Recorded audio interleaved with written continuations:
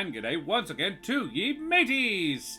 I be your possibly over here, possibly over there, possibly we don't know, it's still quantum maybe, or isn't it? DM Josh the Pirate, and it brings me more eagerness and excitement than Romulus himself on this day in 1753 BC to welcome you back to Corsair's Cove and my Humblewood world for some more of Midnight and Madness. With me, I have me hearty crew. LAB's rising, barometers looking low, according to all square pegs, Barovia's the place to go, cause tonight for the first time, over on Corsair's Cove, for the first time in history, it's gonna start raining Mitch. So, let's talk about these lovely folks, shall we, everybody? Guys, who the absolute heck are we? Let's start at the other end for a differency. Ro, who the absolute heck are you? Hi, I'm Roro, and I love that forecast for this evening. I am a Perth, Hulu-based educator and theatre maker. You can catch me here on Mondays, which you have. Well done.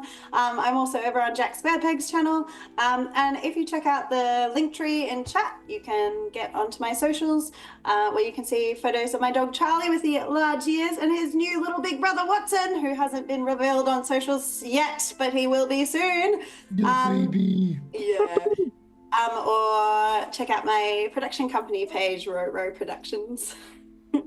If you want to see early pictures of Watson, you can head on over to our Discord. Slap the link up there. There we go. There's a cheeky little early pic of the adorable second set of large ears in the pet He's channel only there. able to hold one up so far, though, which is quite funny. Oh. He's just got like this all the time. Or this. One up. He's a very charming and handsome. I didn't know it little boy. required muscle strength to hold them up. Learning. Interesting. I'm kind of hoping he never quite gets it because it's quite cute. Ellie B, who the heck are you? It's me, Ellie B. And usually I'm here, but I'm not here. I'm over on Jack Squarepeg's channel, or will be soon, apparently. We did it. We did chapter 2. We finished it. We're so excited about that. Now it's my fault. It's always your fault, Jack. Yeah, and sometimes when I'm on neither of those places, I am over on my channel talking about cybersecurity and Japanese history because those two things go really well together. Hell yeah. Jack, your old square peg. Who the heck are you? Hello everybody, my name is Jack Squarepeg and I do tabletop RPG edutainment as well as the occasional video game potluck on my channel Jack Squarepeg with the same name and my team The Swift Sunrise. This coming Thursday we are trying a new system, a new game with a system I love called Achtung Cthulhu, which is we fight Nazis and they want to use Nazi magic, Cthulhu magic to take over the world, and we are going to shoot them in the face or nether regions, whatever we can get, and it's going to be lots of fun. And you can check that out this coming Thursday, 7:30 p.m. AEST. As well as that, you can check out the Play Den, the new podcast I'm doing with my sister channel, Den Mother Plays, who is amazing. They will be a guest at Achtung Cthulhu, and if you like free stuff, you can follow the link and yes? I love free stuff. Sorry, I was just excited. Oh, okay, you were just excited? Yeah, we were both, Josh went one way and I went the other to express our free stuff head tilts. Yes, so in what we discovered naturally was because we're both game masters, we're like, okay, we're going to talk about topics and then why don't we make something? So this second episode we talked about vampires, and in your hot little hands you can go over to the Patreon, become a free member, and you get access to both the stat block for Vampire the Masquerade or Call of Cthulhu, the vampire villain that we created. Now, you can set this up for whatever system that you like. There are 2 different examples of how you could do that, but those are the systems that we thought were the most appropriate for a vampire villain that isn't so affected by leveling up. Leveling up is a whole other conversation. D&D, just like, oh yeah, they're level 7 now, they'll fuck it up. Not in these games. You don't tend to buff up too much in those games. But the powers of that vampire include blood sorcery, vicissitude, which is changing its face, and potence, which makes it really strong. So basically, it can be whatever it wants to be and fuck you up. But If you are feeling magic from it, it means it's nearby, so you can then track it and all of that stuff. It is a very angry and vain creature, though. So if you start fighting it, and if it takes a major wound, or if it fails a sanity check as it's buffing itself up trying to fight you, it will reveal its ugly presence underneath and go berserk. So there's all sorts of fun things there. You can check it all out there in the links and use it at your table. That's the whole idea. It's completely free. Go nuts, alter it however you want. Tell me that it's shit and do it better and show me what you did better. That'll work too. Yeah. Okay, thank you. And Mitch, who the heck are you, mate? How you going, everybody? I am Mitch, also known as Big Viking Mitch. Don't really do too much online nowadays. Occasionally we'll stream on Twitch when life allows for it. Otherwise, you can just find me over on Twitter, where I twat occasionally about any random thing. In about 3 or 4 weeks' time, I'll be over in Japan, so there'll be probably a lot of posts then of me enjoying myself over there and the various foods that I will eat. But otherwise, here's where you'll find me on Corsair's Cove. Hells yeah. Thank you for having me. And I be Josh the Pirate. You can find me here on my channel, Corsair's Cove, where I run D&D, another RPG-related games with my lovely wife Karen, the mother of bunnies, and all my splendid friends. We've got a few more weeks over this wonderful experience going on before Mitch has to jet away to Japan, so we're going to make the most of him while we've got him. After that, Karen and I will be coming back for to try and finish off what we started a while back, and it kind of got distracted by a uni degree, where we were doing our roll table for 2. So we're going to try and finish Sasser and Frass's story before we come back to Humblewood again. I'm trying to just take it a little bit easy this year, because I've bitten off a little bit more than I can possibly masticate. So, guys, we need to talk about a few wonderful groups of folks. We need to talk about the lovely chaps over at Wooten Forge Gaming Accessories, who make things like this gorgeous Jared Dice Keeper here. They'll laser engrave it for you. They even print in color on the wood if you ask them nicely. So check out their wonderful stuff at wootenforge.com/Corsairs Cove. And we are also affiliated with Trolllord Games. The wonderful beans over there produce the Castles and Crusade system. They have the several other gaming systems as well, all based on the Siege engine.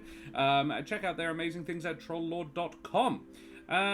We are also just trying to keep in mind, keep in everybody's minds that Ukraine has still got a war going on in it.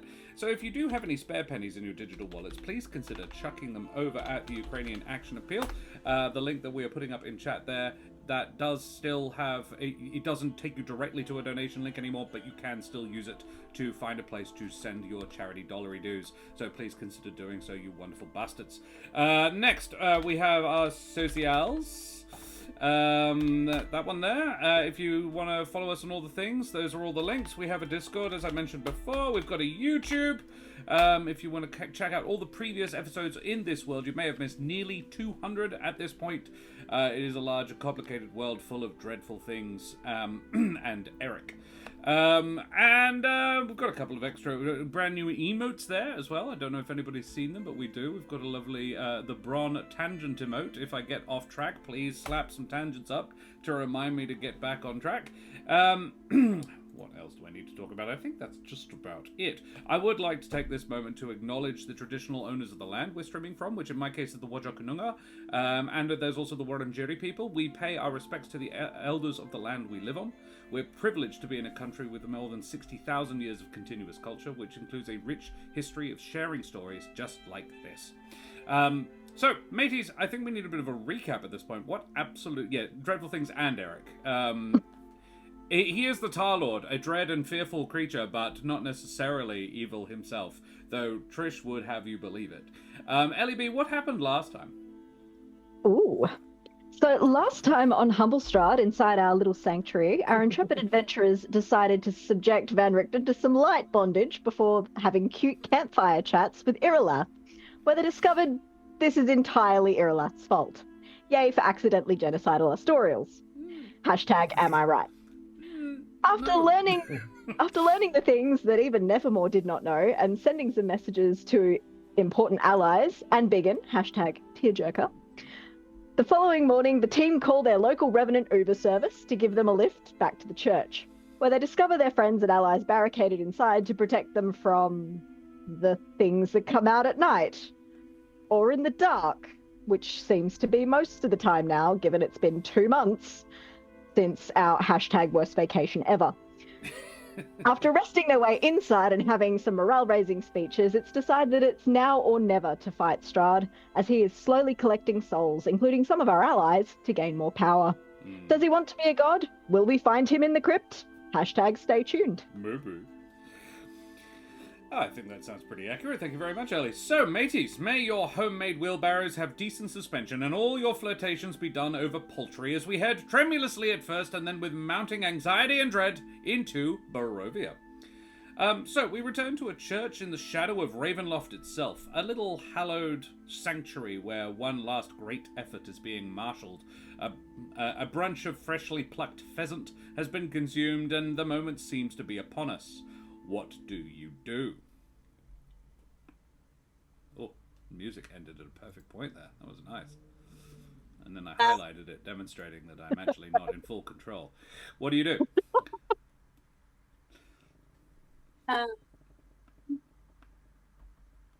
Where we left... Sorry, you go. No, go. I was going to say where we left off, we'd just figured out that the card was almost like a compass of sorts that leads towards Strahd. So at least we know now where we're going. We just follow the card, yes? Yeah, of course it's that fucking simple. I'm so glad someone thought of that. So simple that you could figure it out. Well, apparently not that simple. Where the fuck is this? Oh, that's right. No, sorry. I'm reading something and I can't find it. But I'll stop talking to myself. You guys. What are you looking for? No, in my head, it's just in character. It's just like you're trying to find something in your shield pocket. You're like, fuck! Where is it? Where is it? I'm just like talking about like where did I fucking put that? Oh, we're probably trying to find. Not leaving. Until I find it. What are you looking for? I don't know, but I'm angry at you. I have soot. Yeah, it's like my glasses that are on my head or something. Yeah. Is there a particular... Sorry, have you figured out what you're doing now, or... Oh, I want my dragon back, actually. What? Soot, why are you still over there? Come on, mate. Soot. Have some pheasant. Soot. We made it special for you. I put spices on it and everything. It's like soot. Like, no, you fucking didn't. You made it special for you. Got soot on my shoulder. Fine, I can say this. Do you want pheasant or not? He sneaks some off It is not Esmeralda's plate.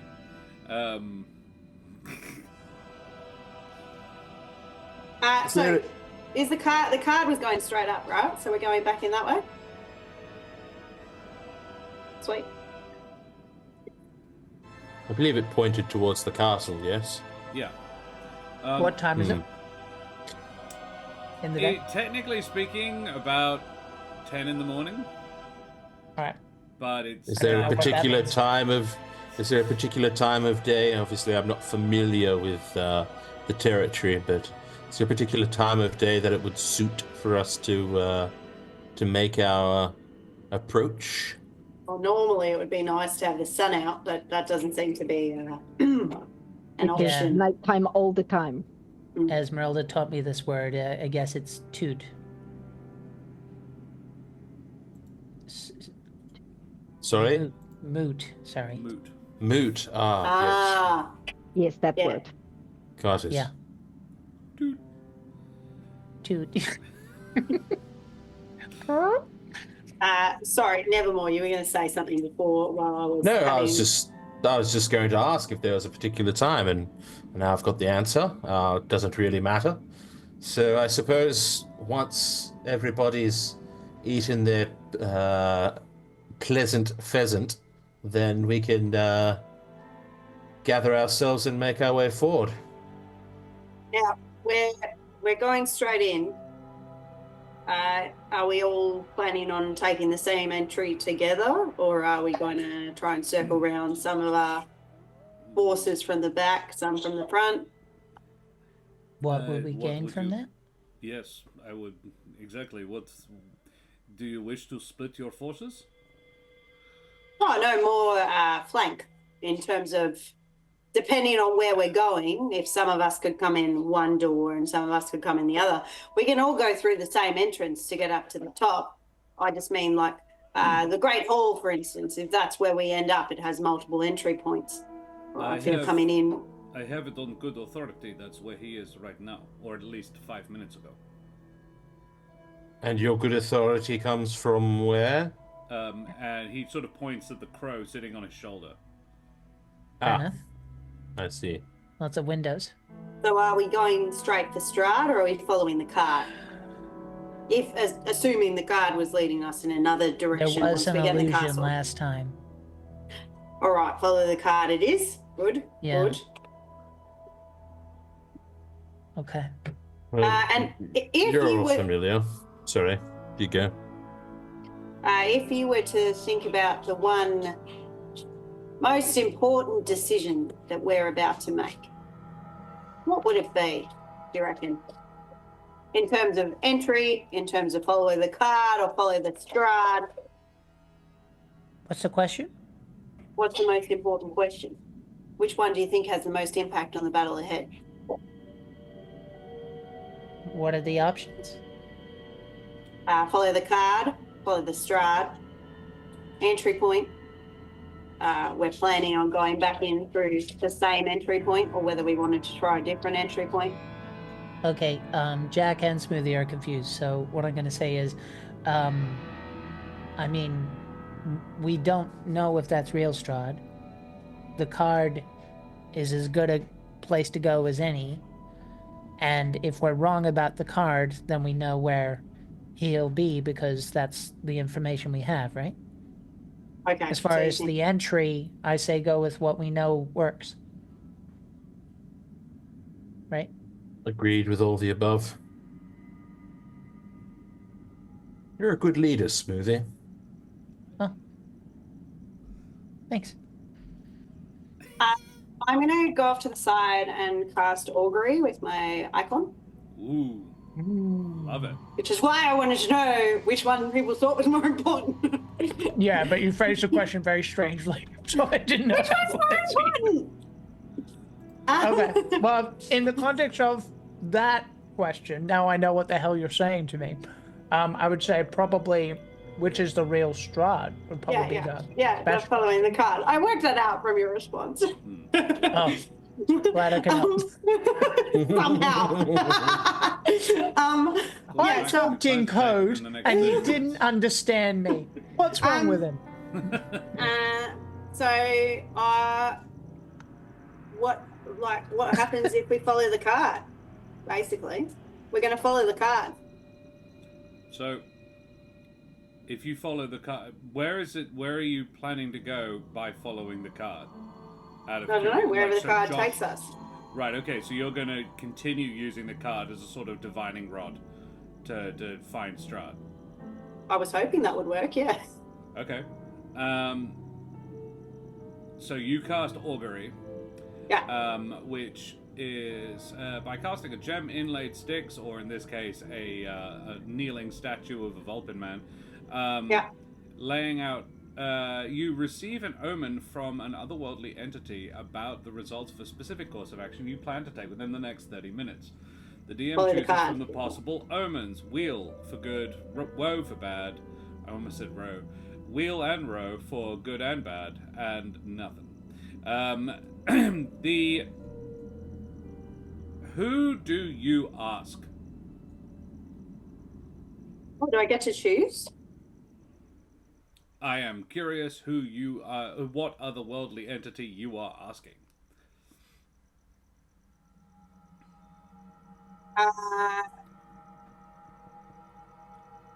Probably Titan.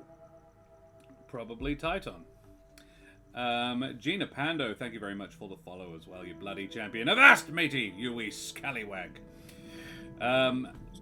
Just an FYI, your volume for your voice is slightly low on Twitch. Yeah. I just tuned in as well just to have a quick listen to what was being said. Oh, really? Move myself closer to my microphone. I'm all relaxed and stuff. Not anymore. Yeah. I'll speak up then, shall I?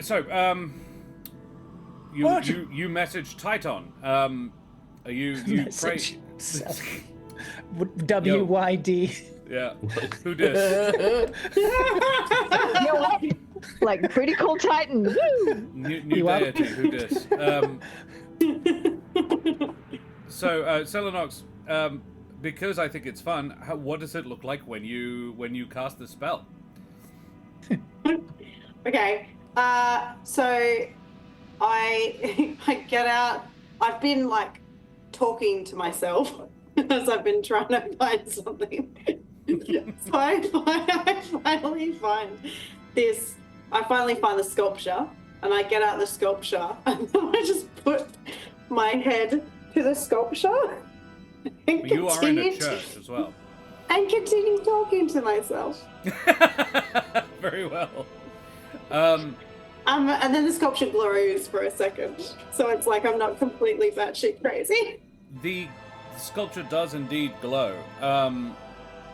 It glows with a soft, pure white light. And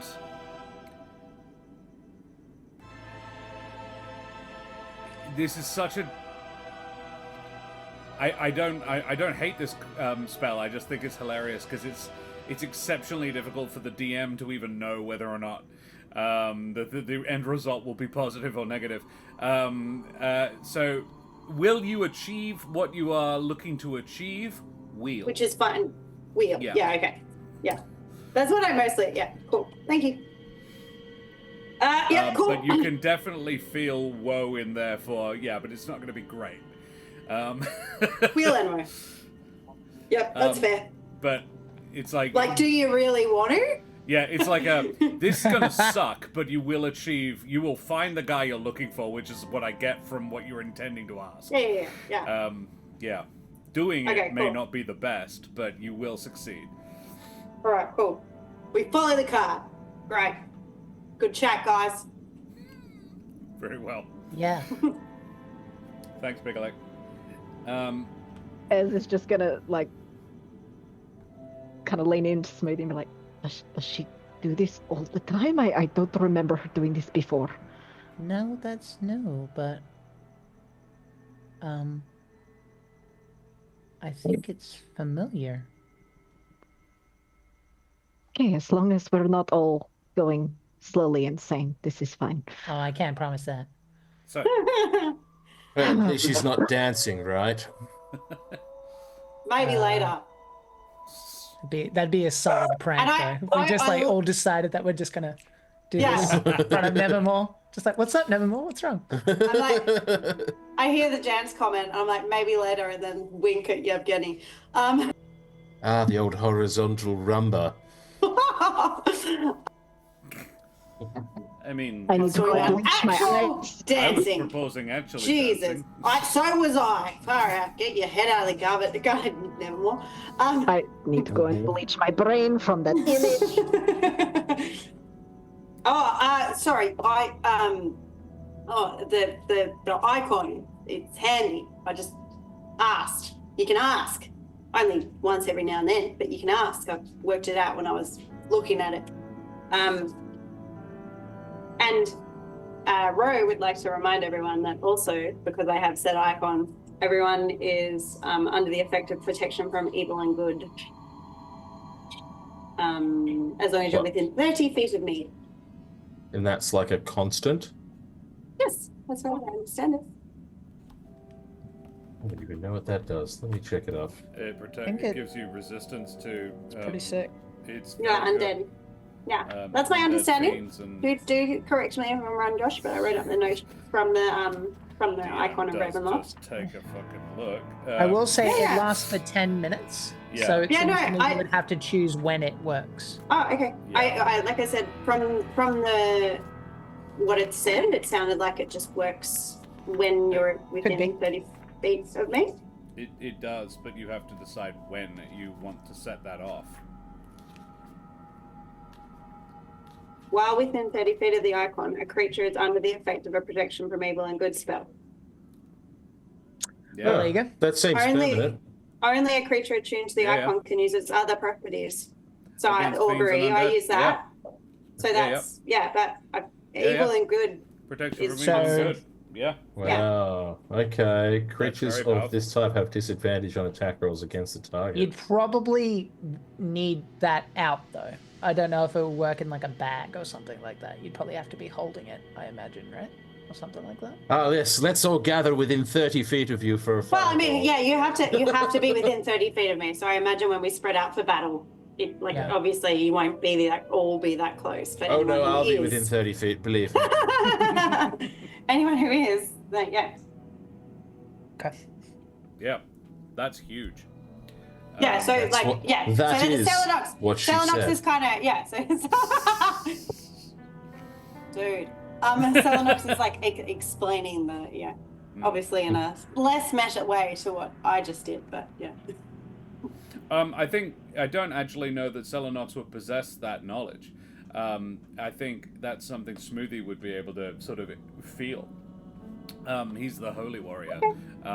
He can sense the sort of the holy protection streaming off this thing. I am going to nerf it slightly. I think it's Yeah, that's something you fair. actively have to activate, but it's a once per day thing, and if you activate it just before the fight, that's fine. 10 minutes It'll long. be a 10-minute thing. Yeah. Yeah. That's fine. Because that's absurd. I had read it, but I hadn't like properly intuited that stuff. I was like, "Fucking what?" Because also that's a concentration spell that you normally do to like 2 or 3 people, and that's why it doesn't get used very much because it takes a lot of. So stuff. if we're nerfing it, so it's only 10 minutes, it's not also concentration either. It's not But also I'm not doing it. concentration. The No, thing, okay, cool. the icon I will- itself is yeah. providing the field, not you. That's fine. But you have to activate it on purpose. That's fair. Cool. Alrighty. Well, Erwin Markov then says, "So, I've a friend of mine recently threw up a. There was a large coil of rope. I presume that was what you were planning on ascending. Yeah. Well, it is now dangling. Thank you. Okay. Ez, can I speak to you real quick? Of course. It's not a bad thing. It's just and I'll just kind of go out to the corner of the room. Soot takes this opportunity to leap off Ez's shoulder and fly back to Sal. He's like, Soot, and Gotcha. takes off. Good point, Sid. Thank you, little dragon. So you come. Did you bring Twig? Ah, Soot. He flies back. No, he brought Twig. And it's just like holding it. He swoops back, grabs it. Soot! Like, thank you. When I was in the wood, there was this. Jack is making up shit on the fly, Josh. Bear with me. There was this. Do you remember this? Nevermore talked about him. His name. His name was Ravenya, the divination wizard. Is. Yeah, His. Korvax Ravanya, his, yeah. Yeah. Well, I asked her something, and he got in touch with other people, and they made me these, and I'm gonna get out these 2 little bands. And to me, and I'd actually like to work it out with Ellie B, if that's cool. Ellie B, what do you think the Vistani colors are predominantly? Like, if we had a flag, what do you think they'd be? Because I'm thinking Probably like like- red, blue, yellow. Yeah, like festival colors, probably. Yeah. So red. Mhm. red, blues, purples, yellows, Okay. All right, possibly so like a greens. kind of But yeah. yeah, that's it. Oh, I like the green. So I'm gonna show them both in my hand, and like there's like little green gems inside a otherwise kind of like red band. He goes, um, I didn't really know that I was gonna be using them. This isn't anything. It's just to keep us safe. And well, if you wear it and you stay near me, if you get hurt, you'll be hurt less, is what I was told. Um, I wasn't sure who I was gonna give it to. I know it's hard with the colors, but I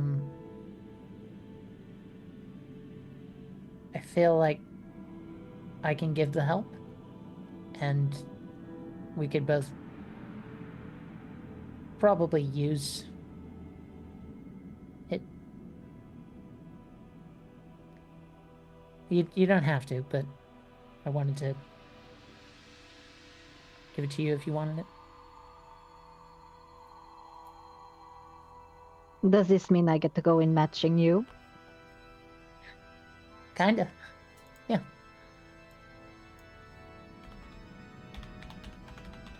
Okay, little one. I will humor you for now. Okay. So you just wear this, you stay close-ish, and then if you get hurt, you should be okay. I just figured, Vistana is what we are, even if we take issue with that. And that's what Gramps was too. And I think when this is over, maybe we should change what people think Vistana is. that's what I'm thinking, yeah.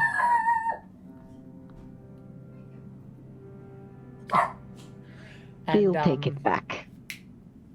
I'll let her slip on the ring because I don't want it to be weird, like it's like a marriage or anything like that. But like I'll give it to her and she can pop it on whatever finger she wants. Up your ways.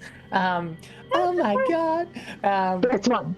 Oh my god, they just got married! She's too old for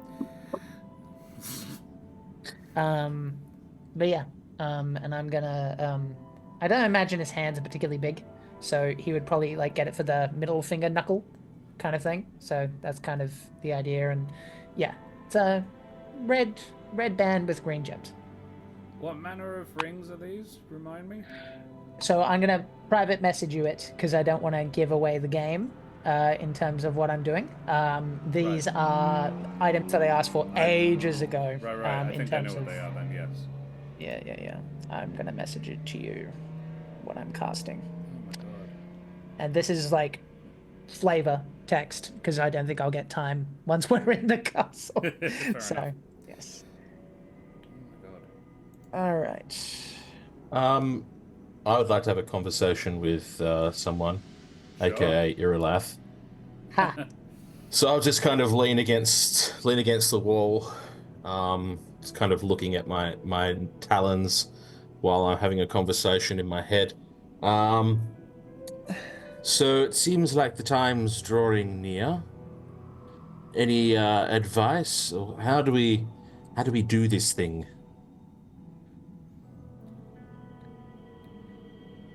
You're asking me how to kill this guy? Well, no, it's more about the after part. Oh, right. The time isn't ready yet. He's not done yet. As in, Strahd is not done. No. The striking down of a vampire is a complicated process. One as powerful as him, you need to reduce his physical form to a quiescent state. Killing him, like destroying his body, won't kill him. You can literally render him to dust and it won't do it. He'll just return to his place of rest and regenerate fully within a day. You have to, while he's there, in that state, he'll be paralyzed. That's where you sort of pin him down. Understood. But then, and I'm gonna talk openly with you, and in front of the others listening, because they're professionals, so they can separate what they know from what their characters know. And once he has been vanquished, then there's that one little additional step that we must be taking. Yes. How are we going to go through that? That's what the crown is for. Do I place the crown upon him, or No.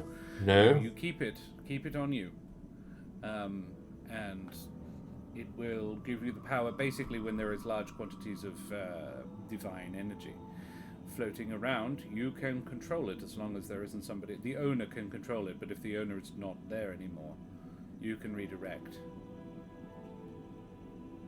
Wonderful. And once I have control of that divine energy, I'm able to assist you, correct, in providing you a mortal form? That's the thing. Perfect. Because, of course, I don't want to... You're very important to me. Everything you've provided me over these last 2 years. And I want to make sure that you get your part of the bargain as well. The feeling is mutual, my friend. I couldn't have done this without you, or vice versa. That's good to know. You want to wave? One moment. But yes, as long as there is a way forward, and I don't have to just figure it out or find it out on the spot. It'll be fairly intuitive when we get there. It's really just we have the halo to channel and focus the energy in, as long as you're focusing it in the correct direction. Good to know. Good to know. What's All this? Right, you wave goodbye. There we go. Good man. Okay. Love you. You go to Mum. All right. Well, this is exciting. It's actually happening. Hopefully. I can't help but feel there's a step missing. If And anything, what might that be? I don't know. But if anything, this seems too easy. I mean, I get you. I want to be clear, I don't think it's going to be simple, but... I mean, this is a trap. It is. Wrong. We're definitely walking into a trap. He knows we're here. He knows that we're approaching. He wanted us to get back. He wants the power that we're in possession of. But, what else is there to do? We have to do this. So Exactly. We've got good companions. We've got a large number of companions now. This is more than I had hoped for, to be honest. They've done a good job of prepping the way. Definitely. Yeah, definitely quite a talented lot in their own special ways. All right, well, you keep watch and let me know if anything needs to be acted upon immediately. You'll be the first. Thank you for everything. Cool. Cool. All right. What do? We heading out? We going? Yevgeny has sort of mounted his longbow onto his shoulder, and is looking around like, well, I don't know about the rest of you, but shit has not gotten started yet, and I'm getting bored. Could I have actually done something in that kind of interim very, very quickly? I just kind of want to go, because people are eating and whatever in some time period, because I get like Smoothie is uncomfortable, but he would still do this, I think. Yevgeny, can I borrow you? Celinox, can I borrow you? And then, okay, bye. And then they're together, and I'm gonna let them have a moment, whatever that is. I'm gonna let them do that. So I want to quickly trick them if they want to have anything together before we go die. I feel like at this point it's like awkward silence because we've already had our thing. Did you already? Okay. Your Yeah, friend like, I mean, we had our thing. is charming, but kind of, yes. He can be a little pushy, I guess. I appreciate what he is trying to do. I feel like it was already sort of. If Jack forgot, that's my bad. Disregard. It's like we've got enough. They didn't have a moment. It was like, as an audience member, I'm like, no, they didn't get anything before he's going to be brutally murdered. So it's most of them. Let's be real. Oh, that's depressing. That's why I'm doing this for you. I mean,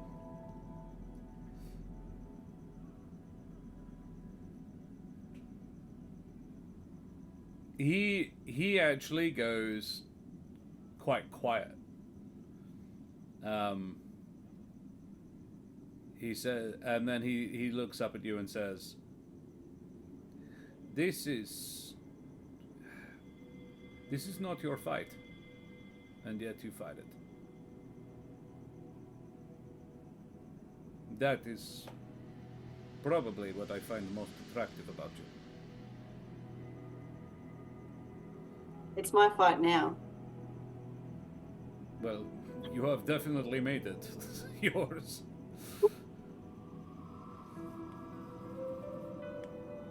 What would you do after this?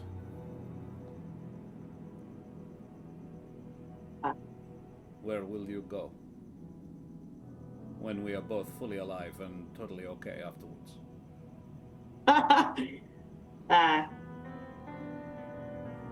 Well, I've obviously been stuck here, having got to see my family for a while. Yeah. I didn't leave on the best terms with my kid brother. So I'd like to go and see if we can patch things up. Well, perhaps I could come with you. Educate him on how splendid his sister is. I don't know that he'll ever be fully aware of that. That's the kid's brother's job, isn't it? To know. Sibling prerogative, yes. But there's a few cool places in the woods that I think you like. Oh, yes. I hear there is. Yes. I would like to see that. I know. Well, I still have an eye to do so. Well, you're not planning on doing anything with the other one, are you?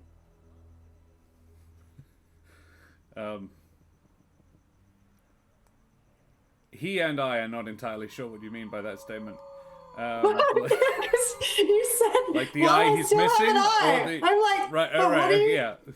Like, why would you not have an eye at some point? It's like, well, he's already lost one eye in a horrible accident that involved a creature of the night. He is possibly more concerned about losing the other eye than anything else. With one That's fair, possible actually. exception that he could think of. Yeah. Now, don't you go doing anything stupid in there, okay? Oh, I'll stay here then.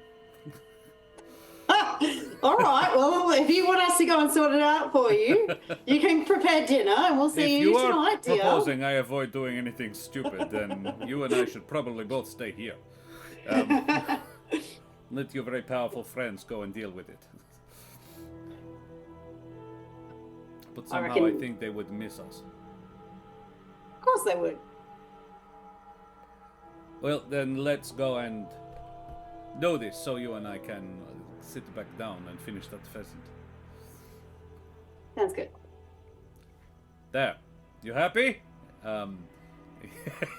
Josh looks at Jack. Does you He does not. Getty I say mean- that? He does Who's not saying look at that? Smoothie and go, "Ooh, there, you happy? There, quality moment, head. There, you happy now? If Now you it did will be that, really I mean, who sad said when that? I am dead." You should definitely do that, because if you do that, if Yevgeny does that, Celinox is going to be like, of course he's not happy. No one's happy with that, and she kisses him. Yeah, that's what happens. It would Now, be there. You happy? they're happy. And then, Did mwah. someone call... Has anyone seen the Batman Mask of the Phantasm where Batman and Andrea kiss as Alfred walking in with the tray? Walks out. Literally that. Does she like properly dip him too? Yeah, it's like a stage, like, I'm not sure if she dips him, but she definitely, like, she's like, of course they're not happy with that, and like goes in for like a full moment kiss. Love it. There's rain falling. It is rainy outside. Yeah. Yeah, you're backlit. Alrighty. Well, okay, I'm ready to go and fight the god. Now, race you to the top. And Yevgeny doesn't wait any longer. He's like, okay, I have things later this evening. Doing something stupid, I imagine. And there's not a lot of blood in my brain right now. Yeah, he goes. Do the rest of you follow? Yes. Owen goes, yeah, that's okay. Let's go, everyone. Come on. Once more into the breach, dear friends.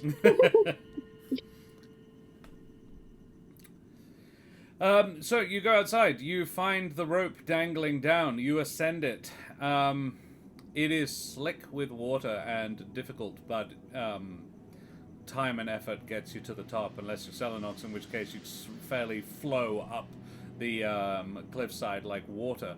Yeah, you reconvene and gather at the top. The Martikovs fly.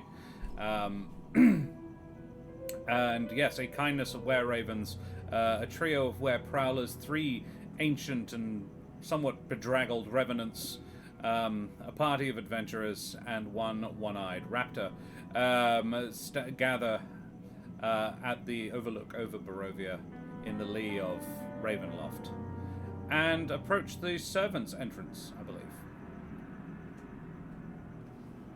Like me to be in possession of the card, or probably more likely to get in there and get a little bit physical, Esmeralda. Please, at the moment I feel like drowned rat. All right, I'll take it, and I'll just dangle it around one of my talons. We mentioned some preparations that the others have done. As is your cannon constructed?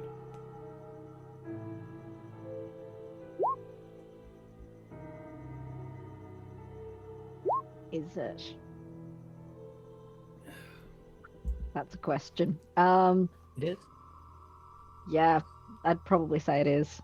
I mean, it's the big thing you do. Yeah. I just build a cannon. Ez built a cannon at some point in the last hour or so. All of a Probably sudden- while she was like eating popcorn, watching the whole Evgeny and Celinox thing. Like I'm building a cannon in the background, just watching this. Yeah. Her favorite TV show. The Blind and the Beautiful. The Halfbind. So you head inside. Head inside Ravenloft. The inside is deserted, which isn't as comforting as you'd think, even if you don't think it should be comforting at all. You know how last time you were here, a good portion of the place was all red and sticky? Well, it's less sticky now. It is, however, arguably more organic. But, like, in a somewhat organized way. Gone are the tapestries of Strahd doing nice things with happy commoners, or the rug made of black and white stripy... or the deep red carpets that sort of you kind of up to your knees in. Now, Want the Chinese Communist Party Strahd paintings back. yeah, I'm you smiling. probably do. Rosy cheeked children. Now there are hangings made exclusively of corvum feathers. The rugs are black and white stripy fur. But like hundreds of feet, well, dozens of feet long. Similarly, the walls and floors are not stone like they were before. Love is mostly blind. That's adorable, yes. It reminds Nevermore and Celinox actually of a Hiscalia, the great sky whales of the Everden. Essentially huge floating blimp creatures that people hang gondolas off and sail across the skies. It's kind of like being in one of those. Bony ribs hold the ceilings aloft, and the floor is quite a bit of give under your feet. Like, it's fleshy. As best as you can tell, though, the layout has not changed. Smoothie, the likelihood of you not being able to hear this is exceptionally remote, but everybody else can make a perception check based on hearing. Sure. I will say real quick, I will have cast Death Ward on Celinox and Esmeralda as well. Okay. 16. A 9. I You don't Mine actually, not neither of popped you hear up. that. How'd you do? Mitch? Yeah, I've rolled it. It pops for some reason. It seems to be popping up in Roll20, but not in D&D Beyond. So I've got a 10. A 10. Alrighty. Yeah, I think Smoothie's the only one who does hear this. Smoothie, you can feel more than hear, I think. A heartbeat. Don't you know And tell you what, when actually my do make me the baby perception kisses check, me? because you might gain more information depending on how well you do. We'll see. 22. That's pretty good. It's not one. It's loads. Dozens, hundreds, beating in sync. Oh boy. That's not creepy at all. Okay. That is the goal. Do you guys remember the part we destroyed? Yes. I think he's made a replacement. Rock. What's this But heart it's- you speak of? It was something that we didn't know exactly what it did, but we know it helped him. It was made of crystal, and it was protected, and heart, life, probably extra life. But we just knew it was important, and we've been gone 2 months, and now a bunch of hearts our size are beating at the same time, and I can hear it. Got a 17 on Arcana. Does that ring a bell in any sort of way? More than the description? With the 17, you know about liches. You've already investigated. You've done a fair amount of digging about sort of how one extends one's life and how one dodges death and all of that sort of thing. You know a fair amount about liches. You know the concept of a... what's it called? Phylactery? No? Phylactery, yeah. Yeah. That could be what's happening, though given that the building now looks rather like it's kind of alive inside. Do I know if vampires can become liches? Or it's just a similar kind of process? Your Like guess in would the- in that they- probably be more of a similar process. Vampires and liches kind of can't really be the same. I would say, Yeah. I don't think there's any particularly good reason why vampire can't also be a lich. But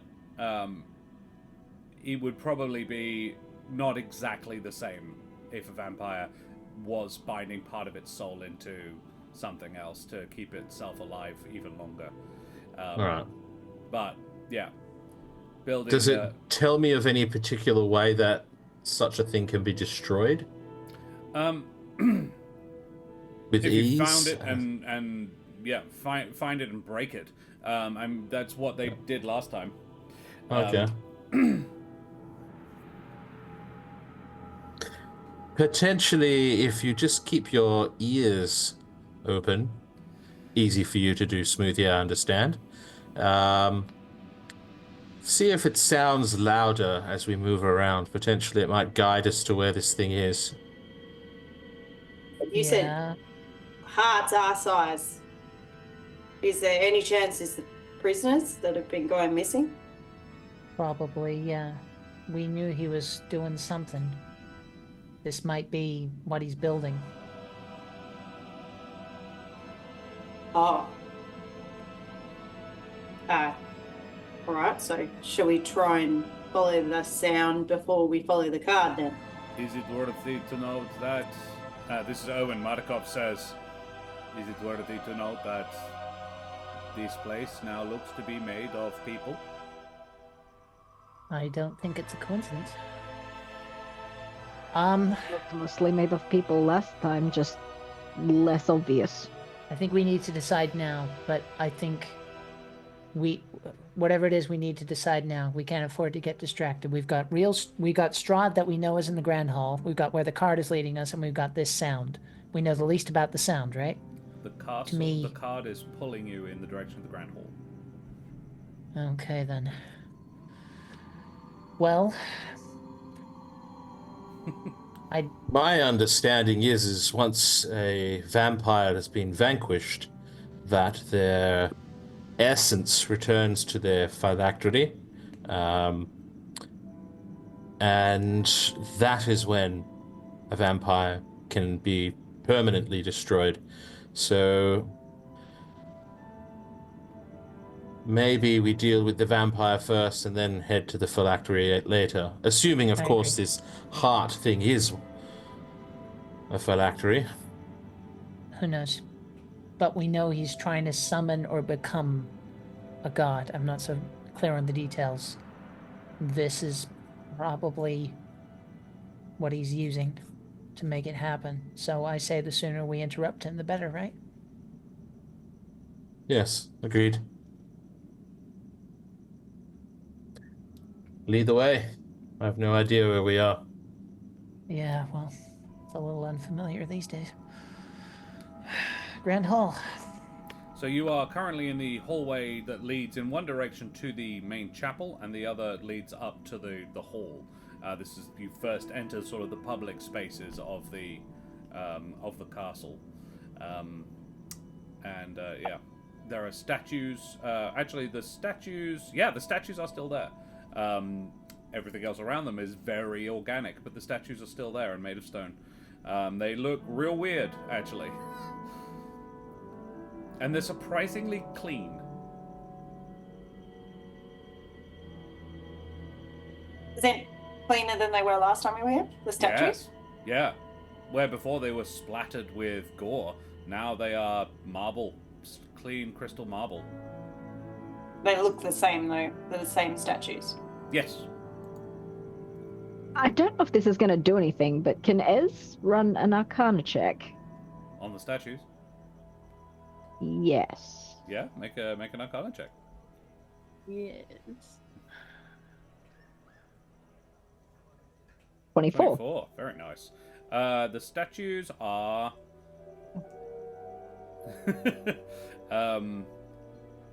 yeah, actually, it's worthy to note, Tank Hunter. Whilst it is very much more organic in here, you're not up to your knees in blood again. Everyone is still sort of clean-ish, certainly. The statues are just statues. There is your Arcana check, 24 is very good. They are, where everything else here is new, the statues have an age to them. They are like the leftovers, the last little bit. And the one that is closest to the chapel, when you examine it, the side of it that is closest to the chapel is slightly discolored, and it is more yellow than the white of the marble, sort of ivory colored. And it seems like this discoloration seems to be growing on it like moss. And that discoloration you can sense is new growth.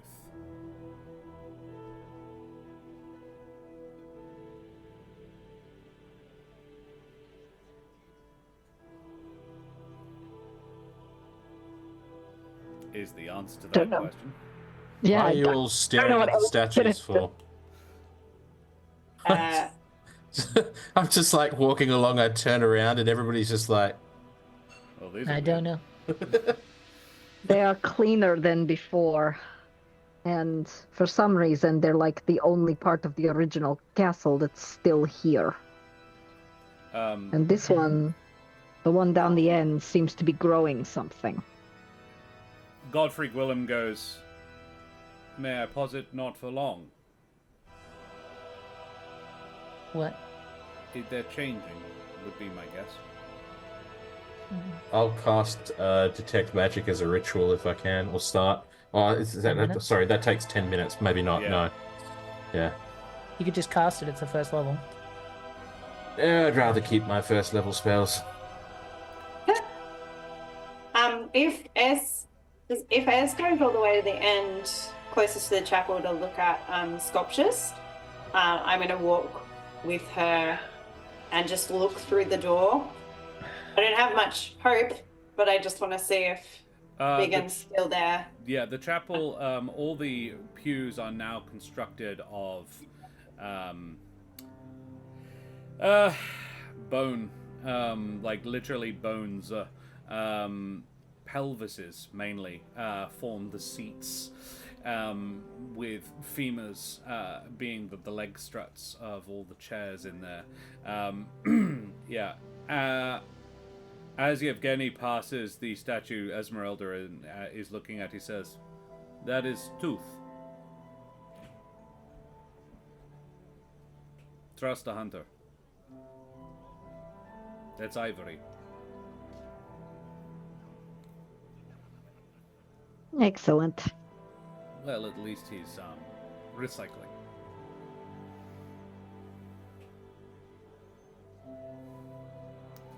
Is But Biggin? the Biggin is not in there. Didn't think so, but worth a try. Though interestingly, that skeleton that was kneeling at the altar is still there. Intriguing.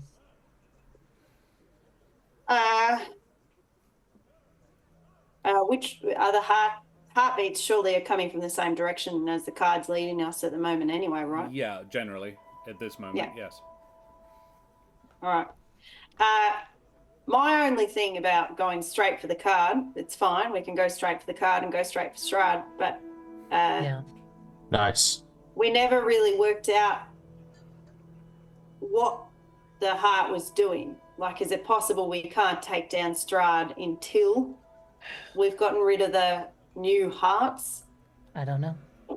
That's the thing. We don't know. We've been gone too long. Okay. I don't mind, but we need to decide. That's what I'm saying. So Well, I what, can probably lead us to the sound if we want, but we need to decide. one of you magical types? Nevermore, do you know anything about this kind of magic? Is it possible that he's got some sort of protection where we can't take on his physical form unless we take out the other things? While she's talking, I've got my hand on my head and I'm like, Asking well, Irileth. I'm gonna roll for Irileth. Irileth says, "I'm a little out of my depth here, my own self, I'm afraid. Possibly. This is going to be a multi-stage process, one way or the other. If he is where you think he is, that's where the trap is. If the heart is somewhere else, he's left it unguarded, which means he's not worried about you going to it." good point. I'll say something very similar, where it's the effect of, well, the trap's probably around him. If he's left this heart unattended, then may not be as big a concern as you might think. Or he's so arrogant that he's left it unprotected, even though We're it is here important, now. which matches more what I understand him to be. He knows we're here, surely. By this point in time, he can sense us. At that exact He moment, knows what's an at organ begins to play further up in the castle. Oh, He he's knows such a what's at fucking stake. show-off. Okay, well, nice. Good one. Wasn't a joke. Okay, that's fine. Trying to find some levity. I thought it was funny too. Thanks. Ah, steak, of course. Yeah. No, I love yeah, it. raising the. Very good. Yeah. Perfect timing. Okay. I'm actually gonna go back on what I've said. We don't know anything about this thing. It's probably worth finding out. Finding out for sure, right? Agreed. Okay, fine. Let's Very can I follow my ears? You can follow your ears. I was asking out of character, but thank you. Follow your nose. You can follow your nose or your ears. When in doubt, marry a dog. Sorry, sweetie. I just kicked my dog. Sorry, Siri. Where you kick my dog? It's why do you sit underneath my feet? Mine's been eating my house behind me. That's why I keep dog? turning around. Because my new dog keeps showing up and like literally eating the house behind me. Like he was trying to eat a wall a second ago. I'm like, it's a wall. Yeah. But you don't understand. I need delicious. to know what it tastes like. Who could forget dear rat boy? Yeah. So, is the gang all going with you? Probably the best, yeah. Yeah. I think we should all stick together, yes. So, from what you guys know of the layout of the interior of this place, it was Aragal who took you the first time. Yeah. But, Smoothie, you're pretty confident that the heart you can hear with that 22-year-old is in the same 22 you rolled. Is in the same exact place the last one was. For goodness sake. Yeah, okay. Well, guess what, guys? It's in the exact same place that we were last time, and then 2 months. That was Whatever. a shitty time. All right. We're not going up the stairs again. What? What are we doing then? We're not going all the way up the stairs this time. Okay. All right, folks. Hippity hop to the barbershop. Let's go. Well, so I'm The going last to time- be paying very close attention to the pendulum as well to see if it swings as we make our way that direction. But It anyway, is- continue. generally indicating still the same direction. The reason I bring up where it is and the way you got there last time is the way you got there last time was going through Through the Grand Hall. Yeah, through the Grand Hall. There is another way, but you don't know it. You would have to explore a little bit if you're wanting to avoid going through the room you suspect Strahd to be in. There was the 7. other tower. Well, there was the other tower that was standing opposite the main hall, where there was the bridge across. Could we, from our experience last time, roll like a? There's no navigation in this game. I but- would suggest Esmeralda make a history or survival check, as she has a decent idea of the layout of the castle from before. History, here we go. That's an 18. 18. As you do know that there is a way you would remember from the last time you were here that the when you got into that massive stairwell, there was levels below. So you could probably figure out how to get into the stairwell, the level below, which is the level you're on right now. So following Ez's lead, the rest of you could find your way to that stairwell without going into the chamber you suspect Strahd to be in. Yep. Then you do that. Let's go. Can we do that as stealthily as possible? You may all make me stealth checks. Are we rolling for these dudes as well, or is it just us? Yeah, well, do a roll for each of your groups as well. So, chat, I have devolved control of their allies to the players. So, Ro is rolling for Yevgeny, Ez is rolling for the Revenants, Jack is rolling for the Were Ravens, and Nevermore, the Were Prowlers rather, and Nevermore is rolling for the Were Ravens. God help Yevgeny. Got a 6, Celinox got a 10. Good stuff. I got a 9. Oh my God, I got a 9 for Yevgeny. Yevgeny got a 9. Jesus Christ. I need to find the stat block. Hang on. No. I got an 18. The Were Prowlers. This is like the least stealthy. What? How am I rolling for Revenant? Natural 1. I Wow. forget. I got a 5 for the where Oh my God. Given that the God. average Well, I is figured well this out. below 10, I'm going to just say no. I don't think you guys Yeah. are being stealthy. Yeah. We're not stealthy No. at all. This is the Jesus I mean, dice we're a saying huge no. group, so that Yeah. kind of tracks. You're a It group does of about 10, 15 people. In Yep. fact, there is 15 of you. For the Revenant, though. Yeah. The Revenants did well. There you go. Yeah. And Smoothie's very quiet, but the rest of you are just nattering. The Ravens Yeah, are we're quite just having a excited. chat. Yeah.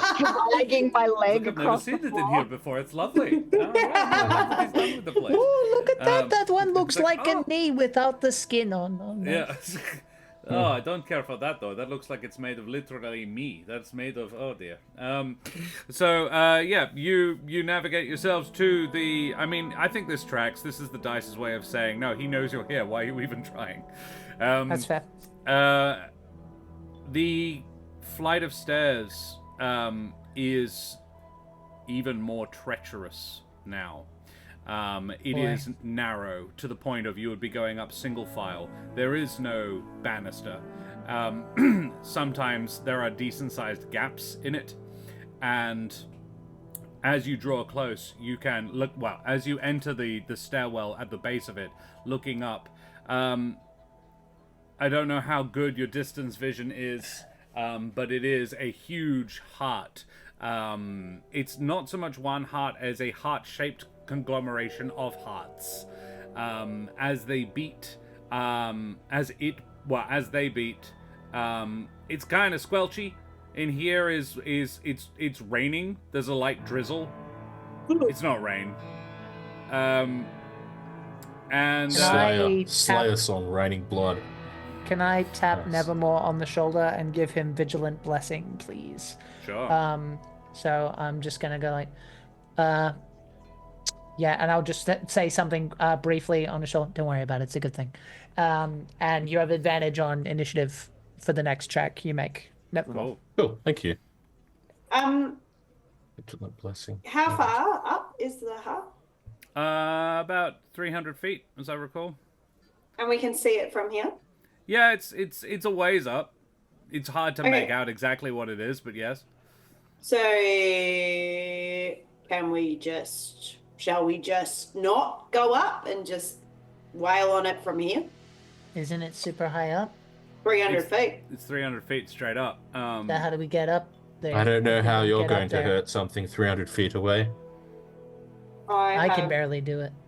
Pulls out a longbow and with disadvantage. But Yeah, I mean, I do have a crossbow that I could potentially get. Like, it's not going to be great. Evgeny's like, Well, I was hoping. I don't. If you get me It can be halfway done. I was hoping some of the like magic. Ah, got classes some might in have my eye. Ah, damn it. Ah, Not my you good can eye. it's like my For one eye. Ah. context, some of the larger If you can get spell me halfway ranges are like there. 120 feet. Like Yeah. anything beyond 120 feet is like extra buffs that you can take on Yeah. it from other classes. But 120 is generous, so we're nowhere near them. if you can get me about halfway there, potentially, Yeah. I can do something. But Is it all a prayer? We sure are. but otherwise, Flying through the no, air. not What, from here. Wizard on the stairs. What about Nevermore? That thing you did before where you made people fly. If a couple of people have enough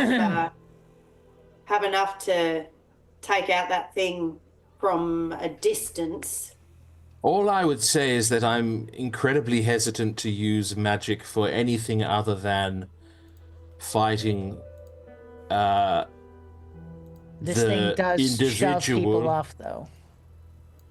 If we so. Question: does anyone have anything that we could use to spread this a little bit? Because I don't know how it's narrow, but I assume there's a wall or something that we could possibly clear or something like that. Is that I don't understand the terrain, so that's why I'm asking. It is essentially a narrow tube. It is essentially a tunnel, a tube that goes all the way up with a staircase that goes around the outside of it. Okay. Well, the good news is they can't toss us down then, can we? We can't be tossed down? No, you absolutely can. We can. The staircase, it has no banister, so if you go up the stairs, you could easily fall off. So we need more stair. Guys, I think we just need to move. We don't have much time. Potentially the ones with wings are the ones to go up.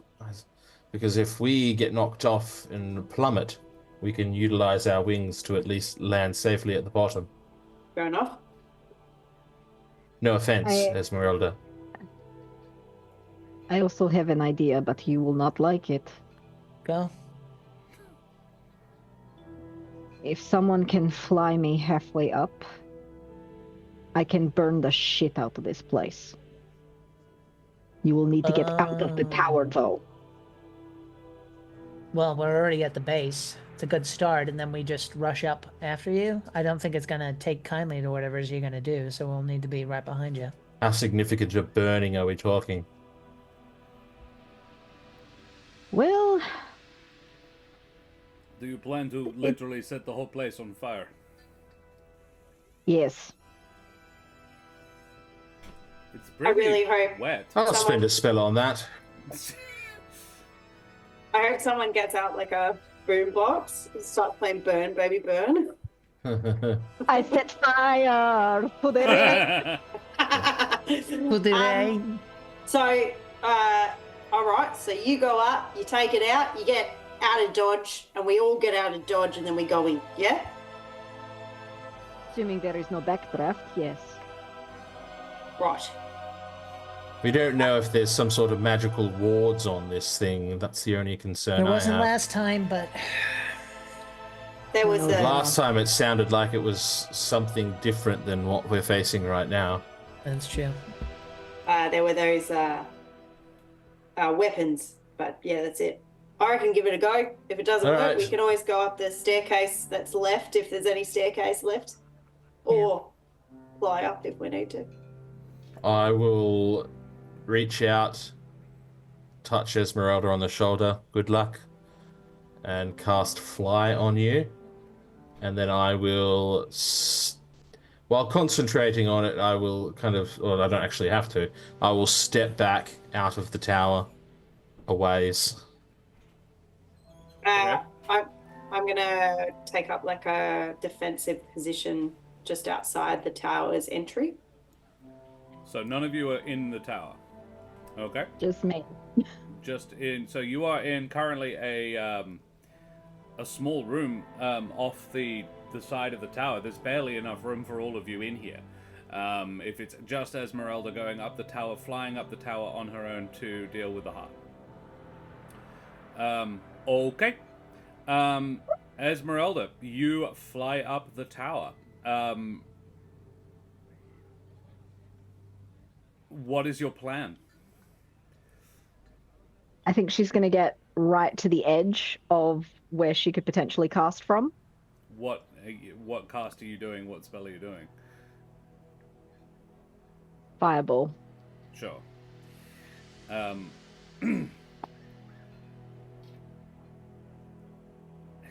Okay. The range on Fireball, as I recall, is 120 or 150. 150. Casting All right. it as the... Very well. You cast Fireball on the heart. Yeah, very well. Roll that damage. Is the heart can dex save that, though? Does the heart have the ability to do that? The heart would be a disadvantage to do so, but we'll do so. That's a nat. That tracks. Yeah. I mean, it feels like probably shouldn't be able to dodge a fireball. Yeah, no. Okay, here we go. That is 32 damage to the heart. 32 points of damage to the heart. The tower roars. Sorry. The whole structure shudders and shakes. And Esmeralda, behind you, you hear someone say, "I really wish you had not done that, my dear."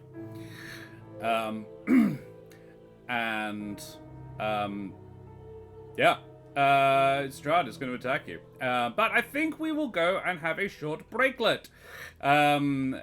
Everybody. So, be back in 5 to 10. Say goodbye, everybody. Goodbye, everybody. Bye.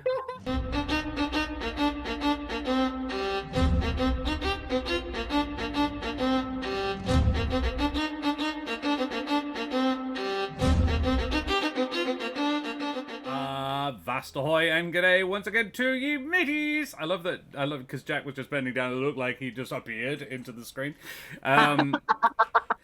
We are back for some more Humblewood, for some Strumblewood, and Esmeralda has just done something really interesting and cool. As you reach up, as you fly into the fly up this tower, I imagine this very cool. Like, she just moves to the center of the room and then just rises, just wills herself to go up. It's very low key, as it's not flashy and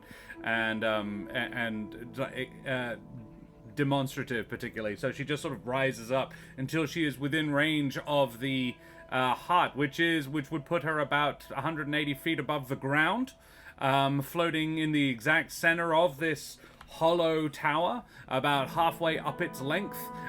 She reaches one hand out, and from it a fireball just bursts and roars upwards towards the huge mound of hearts that beat above her. The fireball hits it dead on and scorches the outer layer of them. A few of them actually drop off and fall past you, and it is still there. It is still beating, though slightly diminished. And then from behind you, you hear a voice that you were really hoping not to hear say, "I really wish you had not done that, my dear." Turning just in time to see the fangs lancing towards you, you see Strahd. Strahd is not flying. He appears he is dressed regally in a full red suit, the way you and Nevermore saw him just a minute ago when you were playing around with the card, as in about an hour ago, your Esmeralda's time. The cape he was wearing, however, seems to is sort of around his shoulders and then flows backwards, and it actually seems to be attached to the wall. At the base of the wall, it is really quite long. It's like a tentacle that is sort of supporting his whole weight. He is literally sort of attached to the interior wall of the tower as he attacks you, which is what he's going to do now. And we will roll initiative, I think. For everybody? Yeah. Because stuff's going to happen to you guys as well. You probably hear the screaming. You hear screaming. That's an 8 for Celinox. Fantastic, good start. A 23 for Esmeralda. That's pretty good. 9. I'm just going to gather them all at the end. But as an 8 from Celinox is pretty low down, so I will roll for the enemies and for Strahd. 17 for Strahd plus 4. 21. I've got Yevgeny as well. Yes. 10. 10 for Yevgeny. Have I mentioned how much I hate high rolling games? I really like low rolling games. Pretty good. 1 for the Revenants. 1. Filthy 1. 1 for the Revenants. Disgusting. 20 on mine and 1 for the Revenants. Did you get a nat 20? I got a nat 20 on mine and I got a nat 1 for the Revenants. Did anybody else above 20? No. Then Strahd goes second, which is funny.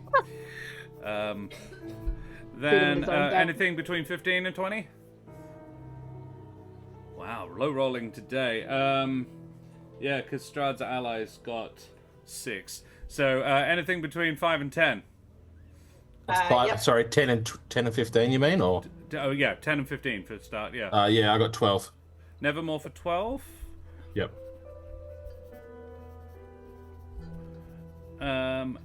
Then anybody else? But yeah, between 5 and 10. 9 for Jack. 9 for Smoothie. The Were Raven got 5. 8 for Cell. Sorry, I forgot about the NPCs. Hang on. 9 for Yevgeny. 9 for Yevgeny. Natural 1, so there you go. Oof. Oh my god! The Revenants and The werewolves. Yeah. the Were Prowlers are going Yeah, great Yevgeny. together. So yeah, what was everybody at the very bottom of this? I had a 6. Who was the 6? Or was that me? 6 was a Were, 6. wasn't it? Were No, Prowlers? I You got said that you Were Ravens said were that the 5. bad Oh, guys. my So the that was a enemies 2. all got a 6 as well. Enemies. Were Ravens were 5, weren't they? Were Ravens got a 5. Let's say Correct. that. I'm fine with that. Ravens. I don't know who's controlling the werewolves? Me. Mitch. How did the Prowlers do? 2 2. Good. plus 1. I don't know why their dex is so low for fast, dexterous beasts. They're very shitty at being Yeah. fast. Anyway, Yeah. How did the Revenants go? They got a 3, technically speaking. Okay, so 3 for the Revenants, 2 for the Prowlers. the corpses in heavy armor are faster than the were beasts. It's That are more naked, about how they react essentially. to aggression coming at them. No, but the stat is bigger. They have a higher dex Yeah. than the were prowlers. So Oh, yeah, well. explain that one. Yeah. It's also a matter Strahd! of CR. Okay, so Strahd is going to commence this by making a bite attack, and then we will enter turn order. So he legendary, is right. going to... well, he started the fight. So it's kind of a surprise round is more what I'm doing. And yeah, Strahd makes 2 attacks. He's going to make an unarmed strike for a 24 to hit. This is going to grapple. Shit. Unarmed strike, slashing damage. The target is a creature. Strahd can grapple it instead of dealing bludgeoning damage. He does that. It still does the necrotic, but it doesn't deal the bludgeoning. Wow. That is pretty mediocre. 16 points of necrotic damage to Esmeralda as Thank Strahd you. grapples her. And yeah, that's going to be his turn. As in, that's his. It's sort of his one attack as his surprise round, and then we go into turn order. Esmeralda, it's your turn. You're grappled by Strahd, floating 180 feet above the ground. There is an escape DC. Do I even want to try it? I don't even know. You could try it. Okay. What am I throwing? It's an acrobatics or athletics to escape a grapple. Okay. Both of those are shit. Like, Great. okay, let's go acrobatics because athletics is -1. Sure. Let's go that. That is Big a money. 17. Ooh. Oh. Are you happy with 17, or do you want to burn a flash of genius? To get the fuck out of this, yes. I bet, like 17 might do it. I'm not telling you. But do you want to? You have a flash of genius. You have a few of them a day. If you want to, you could increase that to 22 if you wanted. But it's about expending resources. Do you wish to do so? Given how badly this can go if I'm grappled, I'm getting the fuck out of that. Very So, well. yes. But turns it up to a 22. A 22 is enough to escape Strahd's grapple. And what do? You are floating. Unfortunately, this is not the map I prepared. So, do you basically plummet? Am I still flying at this point or no? Fly is cast on you, and the person who's doing concentration on it is not you, so you are still flying. I'm moving down. You move down. Your flying speed is what, 60 feet, I think? Yeah. I don't know. I don't normally fly. Correct, You it is descend- 60 feet. You descend 60 feet. So you're now That only usually puts me, 120 like- feet. I would have been so it was, the hut was 300 feet up, yeah? Yes. You I was gonna go for 150, so I was the hard 150. the hard is, 360 feet up. Okay. So you were 210. Yeah. Well, Yeah. I meant the tower is 360, so the hard is a little bit below that, about 330. So I was picturing you at 180. Okay. Yeah. Yeah, I was still a bit above the ground. Yeah. So you're 120 feet above the ground now. Yeah. Yeah, I'm a bit further away now. Can I you scream dash? now? Can you dash when you're flying? She can if It's she an hadn't action used her down action grapple. to get out of the grapple. That was the action. Okay. Yeah.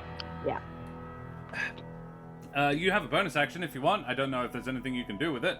Then it's Strahd's turn. Literally the only thing I can do is help, and at the moment I can't really see anybody because they're all in the tiny room. So I think I'm just screaming at this Help! point. That's your help action. Screaming help. Shout help.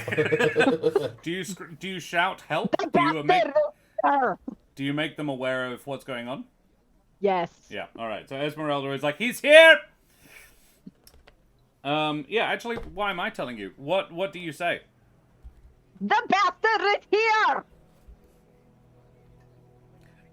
The revenants go, well, our dexterity is very low, so someone else should Not probably go as and look for bad that. as ours, bitch. We're werewolves and we're shit at it. Look, none of us are particularly fast, says the ravens. But Apparently. we're the worst. Goosh. Nevermore will be up next after Strahd takes his turn. And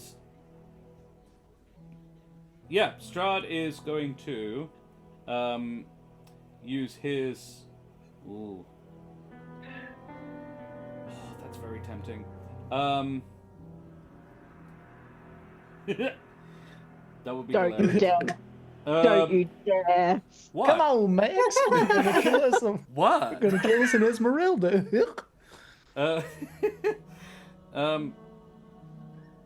Strahd is going to move 30 feet after you. He's going to follow you. And he is going to cast a spell at you, actually. Great. Where are you going, little mouse? Please make me. Just check quickly what this is. 5e. Pretty sure it's a wisdom save. Yes. Can you please make me a wisdom save? Damn it. Only it could have been intelligence. Do it. Sirenscape probably needs to be updated to battle music, Josh, by the way. That is a good point. Thank you. That is 10. Excellent. Fuck this. Esmeralda, you feel yourself shrinking as you are polymorphed into an actual mouse. You're still flying, because you can. Still have 60 feet, yeah. Yeah. Neat. You're just very small. I mean, you're a smaller target now. I was already very small. This is... What am I? Microscopic now. Fantastic. You're a size class tiny, I think. Yeah, he cast polymorph on you, yeah, you are now a mouse. Flying mouse. A flying mouse, yes. A bat, if you will. To all intents Add all and the purposes. Yes. That's his action. Otherwise, yeah, he's 150 feet above the ground, directly above the mouse. Because his movement is 30 feet. So, yeah, that's what he does. Nevermore! All right. First thing I'm going to do is peer down quickly at the card and see if the card is, in fact, kind of directing itself towards... Flicking towards where... the tower, yeah. Okay, so it's definitely up there. I am going to move into the room and assess the situation very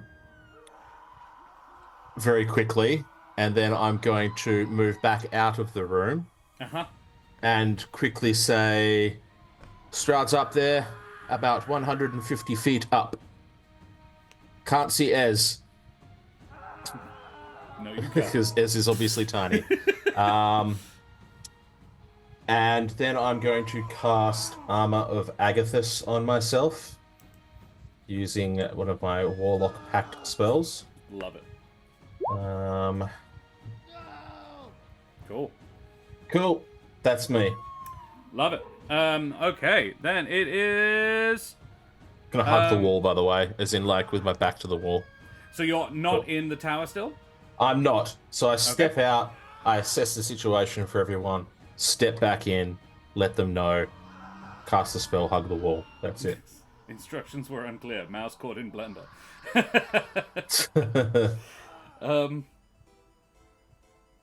Yeah, Strahd is going to use his legendary action to move and catch up with Esmeralda. And then it is Smoothie's turn. Boy, there isn't a ton I can really do. Smoothie, you can hear other creatures running towards you. From what direction? Down the stairs or upstairs and a couple of rooms over the grand audience chamber? Yeah. Okay. Honestly, I think the best thing I can do right now is just fly up to Ez. So I'm going to say, "People coming!" I'll point out where I heard it, and I'm going to bonus action get moving. And 35, 70 feet crossing up, whatever, it's probably 60 feet up, because there'd probably be about 10 feet worth of movement to go across and then up. Oh, okay, something like that. Yep. Yeah, so I've gone 60 feet, as is how high up? 120, so you're halfway. I'm 60 feet, which means that the ring activates. So basically you just feel like feathers are kind of like over you, like two different sets of feathers, essentially. Cool. Dea and Titans. So little yes. Mouse feels that. Yep. Smoothie, not actually sure you can see her. It's not super bright in here. She is very little and 60 feet away. I don't think I can, see but Strahd right above you, attached to the wall by a cape, a 15-foot long cape that looks rather organic towards the base. Oh God, horrible. Okay, all right. Good for him. Says, lovely to see you today, Smoothie. Fair. Make sure you had the ring on that as well. I did say the middle finger. There you go. It turned out worked out well. Yeah. Cool. That's Smoothie, Celinox, and Yevgeny. Yes, you pretty much share initiative. I think it's Yevgeny first and then Celinox, technically. And yeah, I imagine it's not super hard to hear. There are others coming. There is only one door in other than the one that you're sort of looking at. The Revenants look like they're getting ready to sort of try and hold it. Mm-hmm. In fact, Godfrey would say, if you want, we can hold them here. Is the noise of the people coming, it sounds like they're all coming towards that one door, because remember this tower had multiple entrances? It's hard to say. I don't think your hearing is that acute. There are, however, other ways in, yes. Yeah. In fact, probably the most direct way to the tower would not be this door, but presume that people know where this place is and how to get into it. Mm-hmm. Okay, so Yevgeny and Celinox are both going to run into the tower. Celinox is going to start up the stairs.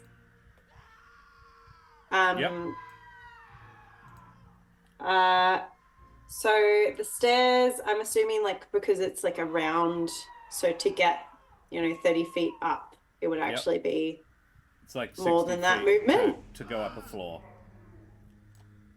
60 feet to go up a floor. Yeah. And then how close would I be to everyone else that's out in the middle? For every each floor is 20 feet up, I want to say. That's reasonable mathematically. Yeah. It would take you 3 floors to get up to where they are right now, which is where I have put them. I am putting Esmeralda on the map. I have, because we do have the tower map. So yeah, Esmeralda and no, that's not where Ez is. Sorry, that's where Smoothie is. Smoothie is there. Ez and Strahd would be 1 floor up from that, or another 30. So another 60 feet up. Sorry, yeah, I was going to say Strahd and Ez are 120 feet up at the moment. Yeah.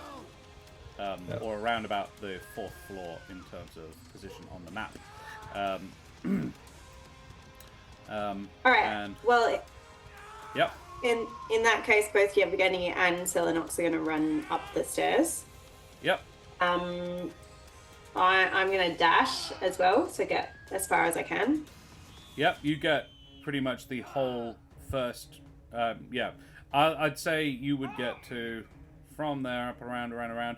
You would get to, if you don't mind me slapping you on the map, you would be about there, and Yevgeny would get to about there. He's like, "How are you so? Wow, you are so quick in your armor." I know, right? And so, was that including a dash for Yevgeny as well? Or no, just me? If that's what he's doing, yeah. No, that's the spot. Okay. Yeah. If it's already that spot, then that's fine. So he's going to kind of take up a defensive position. Sorry, it's not actually quite that high. It would be over here. I'm just looking at it. I'm like, oh no, given the scale of the place, it's actually a lot smaller. Yeah. Sorry, there is where you are. He takes up a defensive position. Yeah. Question, Josh. Is this meant to be seen on the stream, the map? I hadn't put it over there yet, but I will. No, I'm just checking. I'm, juggling a lot.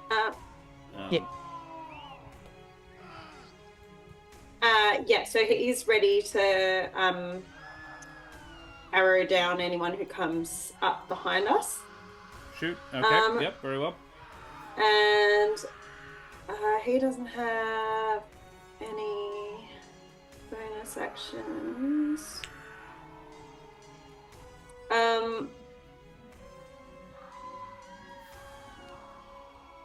I am.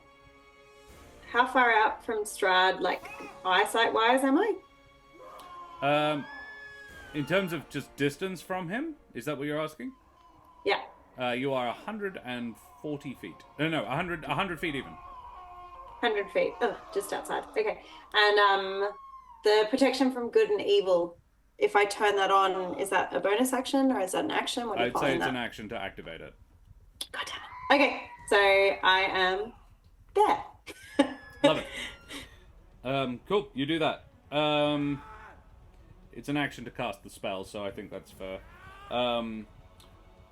Strahd's going to take an opportunity, take a legendary action, and it's going to grab Esmeralda.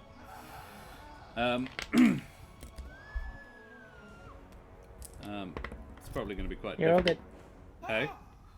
I'm talking to Ellie. You're all good. Yeah. I'm a tiny mouse. He grabs you because the AC of a mouse is exceptionally low. He didn't roll very well, but the AC of a mouse is very low. And as in, he got a 24.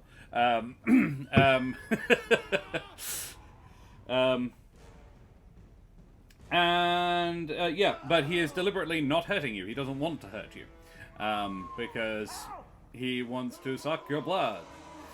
And if he kills you, he wants to grab you, basically, so that you stay a mouse.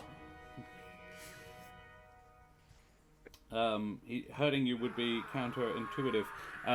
So yeah, he grabs you. And yeah, that's his turn. No, not Smithy. Then it is the enemies. So who of the allies is planning to stay behind and sort of rear guard? Is that the intent? The werewolves probably would. Were-prowlers Were-prowlers. and... The were-ravens will be making their way into the tower since they can fly. They'll be assisting a little bit in there, but they won't go too high up. Very well. Revenants will be staying. So the Revenants and the Were-Prowlers are going to guard the door, basically stop you guys from being followed. Alrighty. Well, none of the enemies are near enough to arrive this turn. However, they will be there next turn. And you can absolutely hear them coming. Nevermore. No, not Nevermore. Celinox, you can hear that some are coming from the second floor entrance as well as some coming from the first.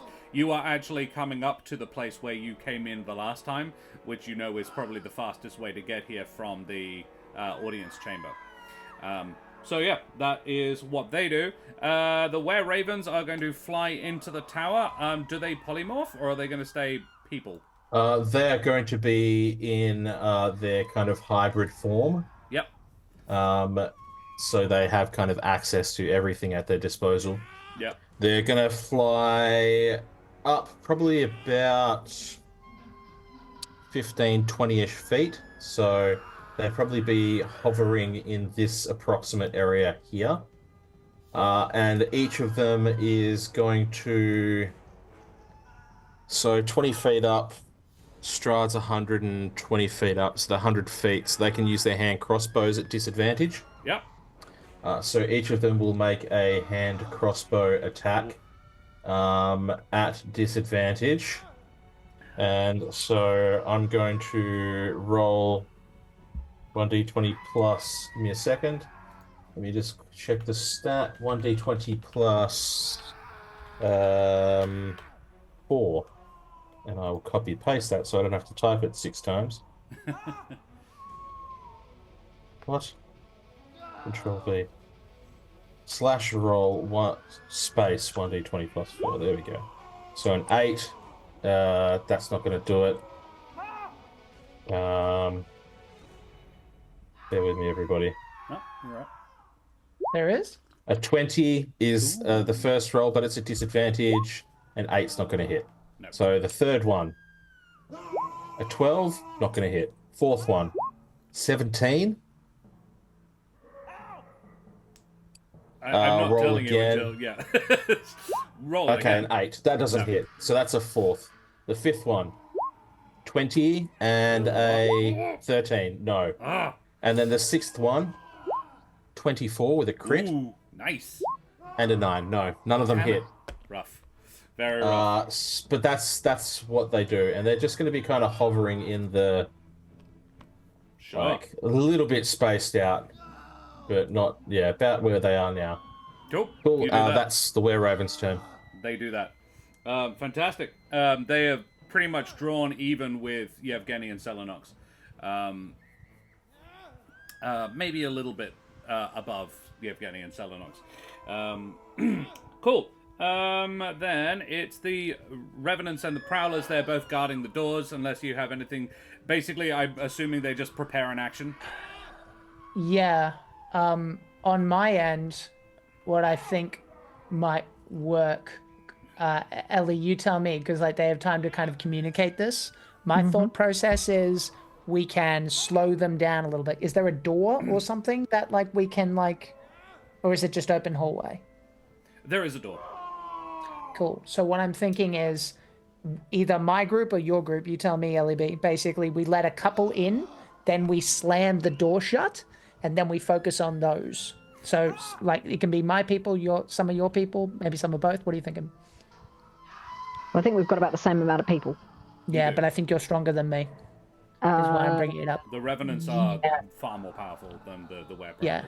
So one could hold the door, and then maybe once 2 go in, 3. Yeah. Yeah. Okay. So let in some Limit them enemies and getting make in it the a door. barbican. Cool. Yeah. So we're Love gonna this plan. basically kind of hold it, and then that way we don't get overwhelmed. But just like you wait your turn, sort of thing. Yeah. And go from there. Yeah. Cool. Yeah. All right, you do that. So the Revenants and the Were-Prowlers are going to hold the door and let a few in at a time, and then, yeah, I love this plan. So I'm going to call your held action basically to enact this plan. Sure. Let in 3, and then slam the door closed. I will have the Revenants make a combined athletic, or like make a group athletics check to keep the door closed as their held action, and the Were-Prowlers will get 1 attack each. Is that fair? Easy. Cool. Alrighty, we go back to the top of the order. Esmeralda, you're a mouse. Yeah. You are grappled. And sorry, just before we get there, Strahd is going to use his last legendary action to ascend again 30 feet. He's going to move again, holding Esmeralda this time. So you are back 150 feet above the ground again. And a mouse. What do? You can still try and escape the grapple. That would be pretty funny. It I mean, would. I could try and escape the grapple, but as a mouse, Or you can bite him. yeah. Can I just You can bite attack him and hope me? And I have You a lot of absolutely options. can. So. Yeah, Sure. I love it. Seems like a bad idea. Let's Oh, it's do it such a anyway. good idea. This is a bad idea. Do it. I don't. What am I rolling? Hang on. I am confused. The stats on a rat. Hang on. Here we go. Yeah. Got them. I actually happen to have that. Fantastic. What the hell am I rolling? Rat. A +0 to attack. You have +0 to hit, 1 piercing damage. But it will force him to make a con save to concentrate on the spell. If you hit. Okay. How dead do we want to be? 9. Ah, that's a Yeah, shame. nah. No, he's like, No. no, All right. I'm the one who bites. I'm going to say, because it's funny, and I've really kind of scuppered you here, you get 2, because you are Esmeralda who gets multi-attack. Does Esmeralda get multi-attack? No, in which case the rat does not. Sorry. Cool. All right. Then it's Wish I had- Strahd's turn. So, Strahd Enjoy holds Josh, Esmeralda Jesus. up and says, "Look, this is how you do that." And then he gestures down at the large group of were-ravens who are just flying past Celinox and Yevgeny. Fireball, 5e. I just need to check the range on it. It's 150-foot range. And it is a 20-foot radius sphere, so 40 feet across. That'll get all the ravens and Cel. God damn it. But it won't get Yevgeny. Can all the were-ravens... you know what? No, hang on. 20-foot radius. Yeah, no, it'll get the lot. Can all the were-ravens and Celinox please make me dexterity saves? Fail. 18. Is the number you need. Cool. Fail. So 1 passed, 5 failed. Cool. I failed as well, but can I just say, in terms of I know that from the picture, it looks like I would be, but didn't you say that technically you're the a bit lower walkway? down. The wall. No, the walkway is smaller than actually in the picture. Everyone's got to be hugging the wall. Oh, 'cause everyone's it's hugging the wall. vile. That's a valid point. In which case, you know what? I will miss 2 of the ravens to get you. Fair. Oh, That's sweet, fair. thanks. Yeah. Okay. On a 6, one of them will be the one that passed the save. It's a 2. Cool. So one of the ones that passed the save is one of the ones who is still in the area. So the one who passed the save and 3 others are going to cop this. And Celinox also cops it. I rolled 5 5s, so 25. A 3, a 2, so 30, and a 1. So 31 points of damage. points of fire damage. One of which takes 15. Well, they have 31 hit points. Oh no! So 3 of them die instantly. Let's say you, and this one.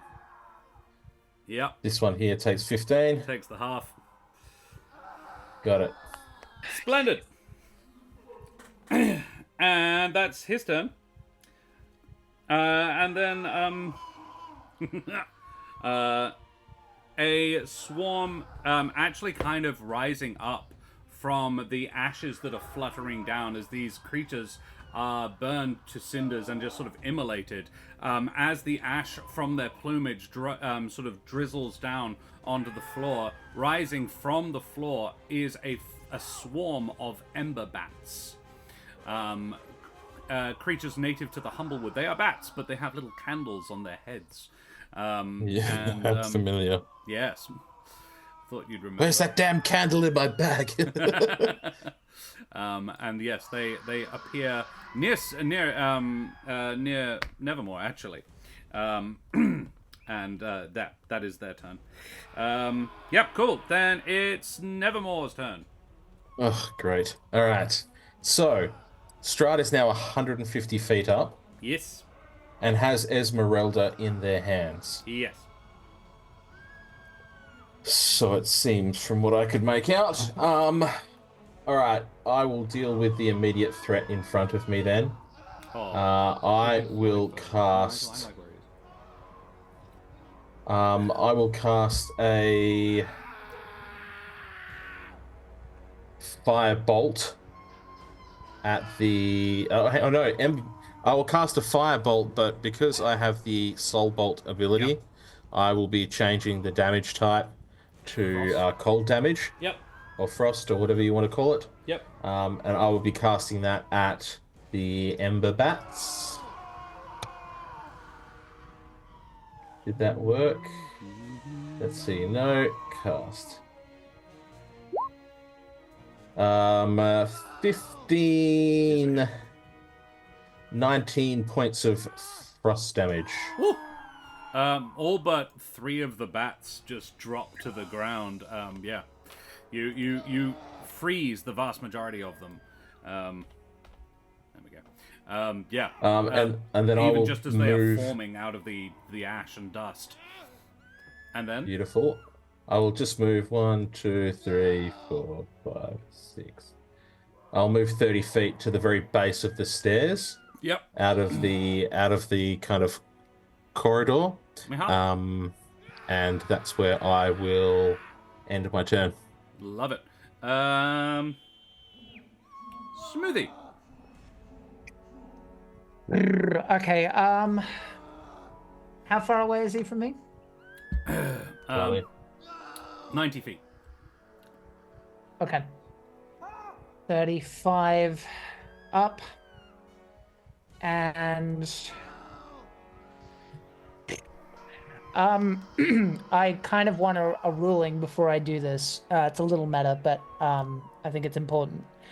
If I did turn undead, would he be taking Ellie with him if it works, or would he drop her? I think he would be taking her with him. Yeah. Okay, well, that takes care of that then. There isn't a ton I can do. Okay.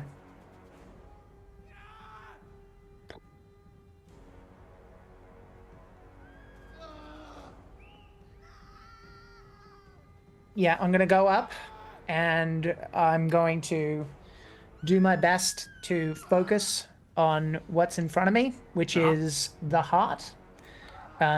He will be here one way or another, and so I'm going to cast Moonbeam at 2nd level, and I'm going to cast it on the heart. You are now 95 feet above the ground, which means you are 220 feet away from the heart. What's the range on Moonbeam? didn't realize it was so bloody high up. 120. What did you say it was? 210. Jesus. Okay. Above Well, you. I'm nowhere near it then. Which does the beam is 40 feet high, as I recall the moonbeam beam, but you're still probably a little ways away. I dash. That's my 10. You dash, so you rise up another 35 feet. You are 20 Yep. feet below Strahd. Yep. Cool. And do I want to do this now? I'm trying to remember if this is a bonus action or not. Stonebow. I think it is. It is not. That is my 10. Very well. Strahd is going to use his legendary action to bite Esmeralda at this point, I think. And yeah, he's gonna make a bite attack against the rat. So this will resolve the whole rat thing. It's a nat 20. You have resistance. It's on. Yeah. So bite 1d6 piercing. 1 plus so 11 points of piercing damage. And then 15 plus 18 is 33. 33 necrotic damage. So how much was the piercing, just so I know? 11. Okay, why don't we do that slowly? So just because I'm bad at math at the best of times and I'm stressed. So 11 would be reduced to 5 Yep. for you, Ellie. And 33. And 33 is 16. 16. Yeah. 16. Okay. Yep. And Okay. Ellie, you are now once again not a rat or not a mouse anymore, but you are very much still grappled by Strahd. Did the max HP go down to Sorry? 16? The max hit points do go down. In the case of Warding Bond, I'm not sure if that would affect both of you. I think it would. Ellie doesn't know that part, but we're gonna ignore that. Oh, sorry. That's okay. Well, you're yes, saying she has resistance. She does. She Yeah. does. That's all she knows right now, and Yeah. we're gonna keep it that way. Yes. So 16 So yes, you both reduced your maximum hit points by 16. by 16. Until you have Yeah. a long rest.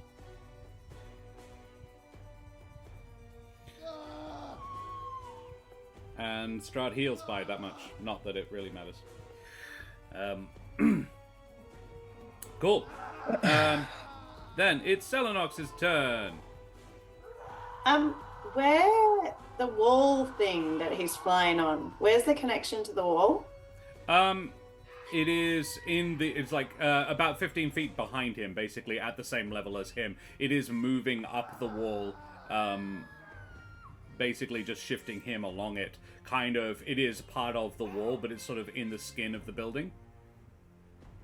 Okay.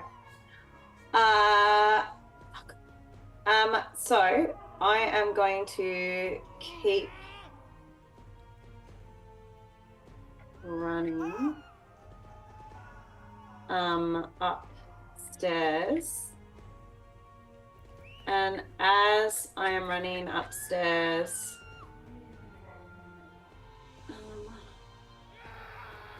If you use your full movement, you can get a whole floor, basically. Is a thing if I that do says. my If you dash.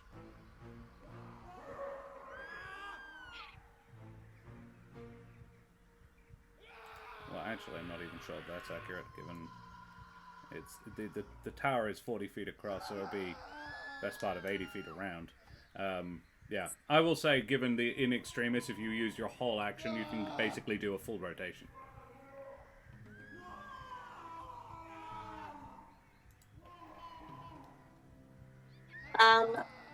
No, so I'm only going to use my normal movement speed for this round.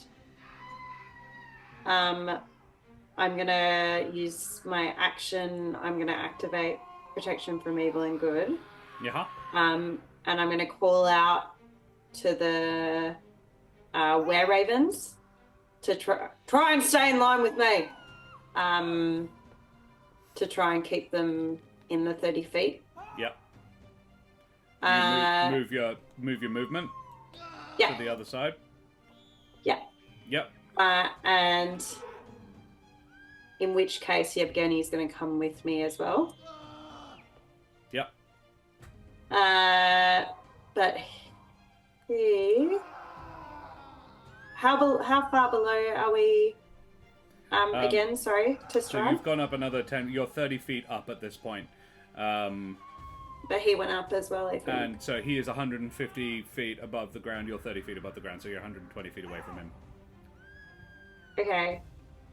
So Yevgeny is also going to get out his crossbow and make a disadvantage attack. Yep. With his crossbow.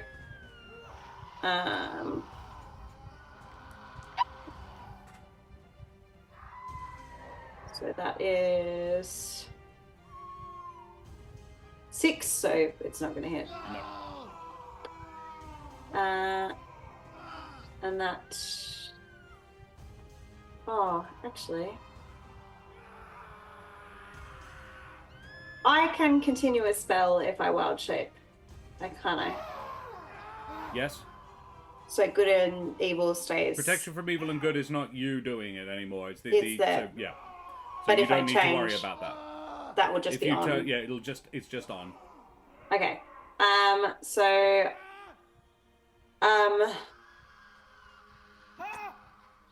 Celinox is also going to... She's going to grab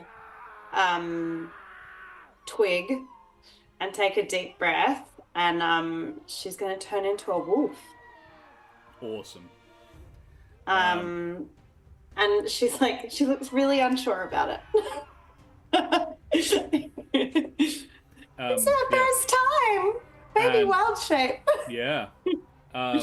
She has very large ears. Yes. And as you do this, as you clutch onto Twig, Soot just whispers in your ear, "Soot, like you got this." Yeah. It might actually have been wise to turn into a wolf before you moved, because wolves have a faster movement than you do. Yeah, that's my thinking of turning into a wolf. But you're right. You can, if you turn into a wolf before you moved, I will give you an extra 10 feet. Thank you. That would be nice. Cool. Alrighty, love it. Then it is the enemy's turn, and you are passing the door that they are about to erupt from. Of course we are. Yeah. Emerging from the door, actually, a figure in a gorgeous flowing red dress, an elegant Terran woman with a red veil across her face, comes out and says, "We are most pleased to see you," and tries to club this wolf around the head straight away. I would like it noted that I am actually technically a dire wolf, because of my circle, I can go higher. So it's 50 feet, not 40 feet. Very well, yeah. I mean, yeah, if you want to be 10 feet further along, she'll still get you, but yeah. No, she can still get me. I just want the 50 feet each round. Just go to get off the fucking thing. No, I was just like, hey, you can have an extra 10 feet, even though I'm retconning when you did the thing that you said you did. No, I know. Yeah, So, Flash Golem is going to roll to attack. It is a construct, so the protection from evil and good doesn't actually affect it. A 21 to hit. Yes. For 2d8 bludgeoning. Boo. Very low. 8 points of bludgeoning damage. And then she makes a second attack. I'm pretty confident. Oh, it is it's a 10. 10 does not, I think, beat the AC. Oh, no. Yeah. So the second time she misses as the wolf dodges underneath her blows. She is just sort of wailing, not really thinking about what she's doing particularly well. The the gang that you have guarding your rear in the room, I'm just gonna say, where's a bit of this map that we haven't used? Let us say that it is this tower top over here. Is going to be the room that the guys are guarding, and this door here is the door they are guarding, just to give us a space that we can say they are. Yes, the Revenants are going to be in there along with the Were-Prowlers, so I'm just going to pop them all in. Because they're about to see some stuff. As a vampire spawn and two ghasts, two of the creatures that you engaged last time in this tower, burst their way through. They are the first three in, so these are the ones you decide to keep in here. Can I get an athletics check with advantage from the Revenants, please, Esmeralda? Yeah, Smoothie, or Jack, rather, the ghasts, two ghasts and a vampire spawn come storming through. Which one would you be focusing on, the vampire spawn or the ghasts?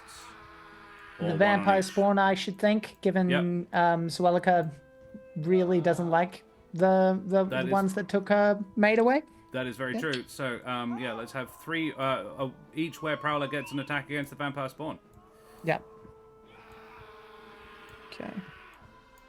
219 so far. Oof, very nice. And a 10 plus claws. This is not very good, I gotta say. They're not particularly good. 14. 14 and does two not, but the 23s. 23s do. Do you think we could buff them a little on the fly? Because 2d4 sounds real crap. 2d4? For damage.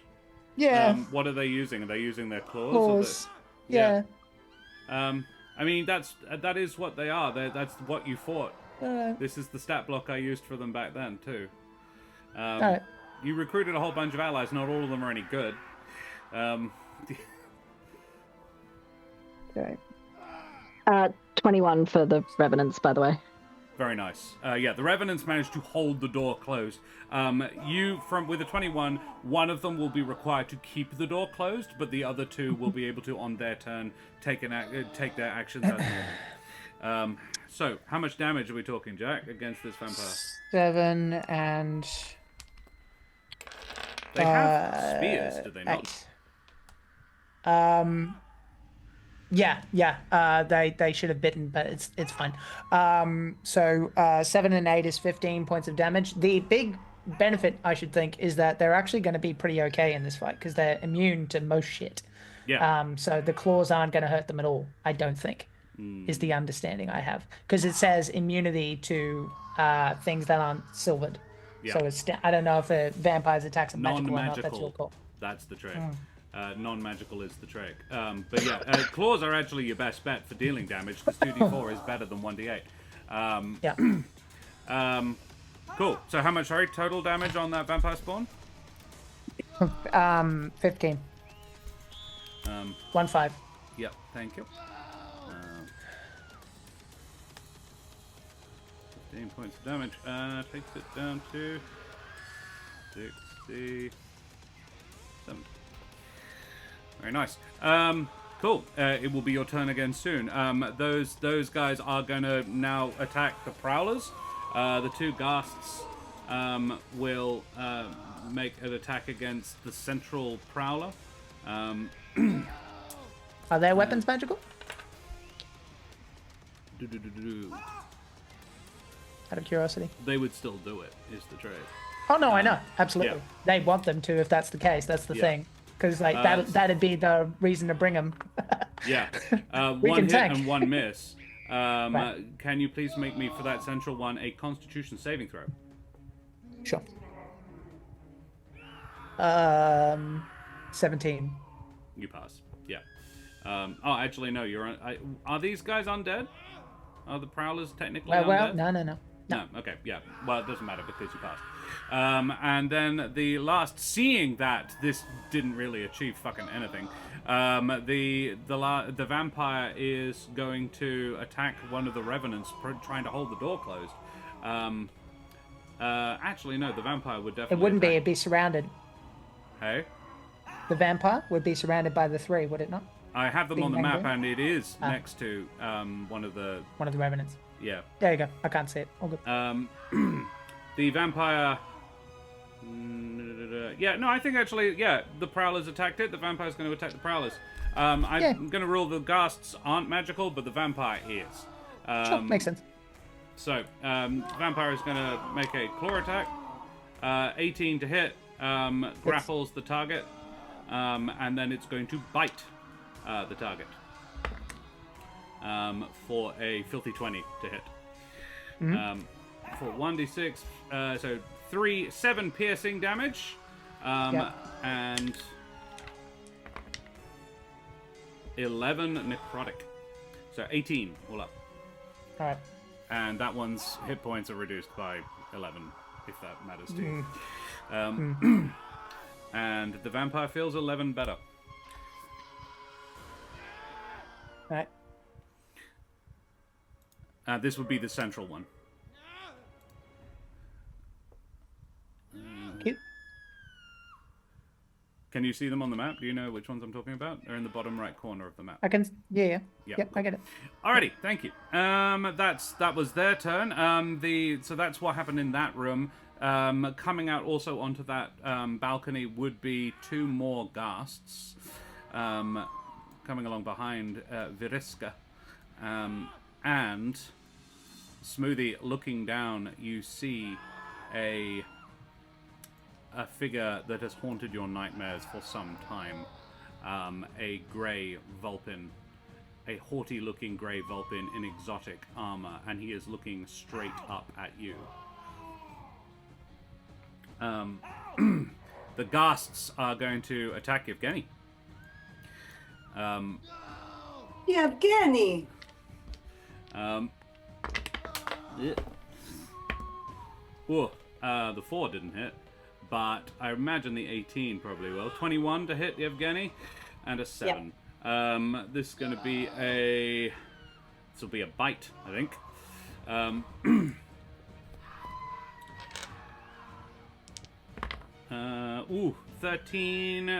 16 points of damage.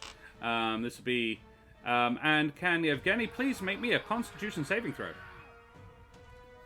As these creatures fucking reek. Thank you. They are indeed. 14. What's the add for Constitution? Your yeah, okay, sorry. 16. 16, yeah, he passes. He is now immune to the ghastly stench.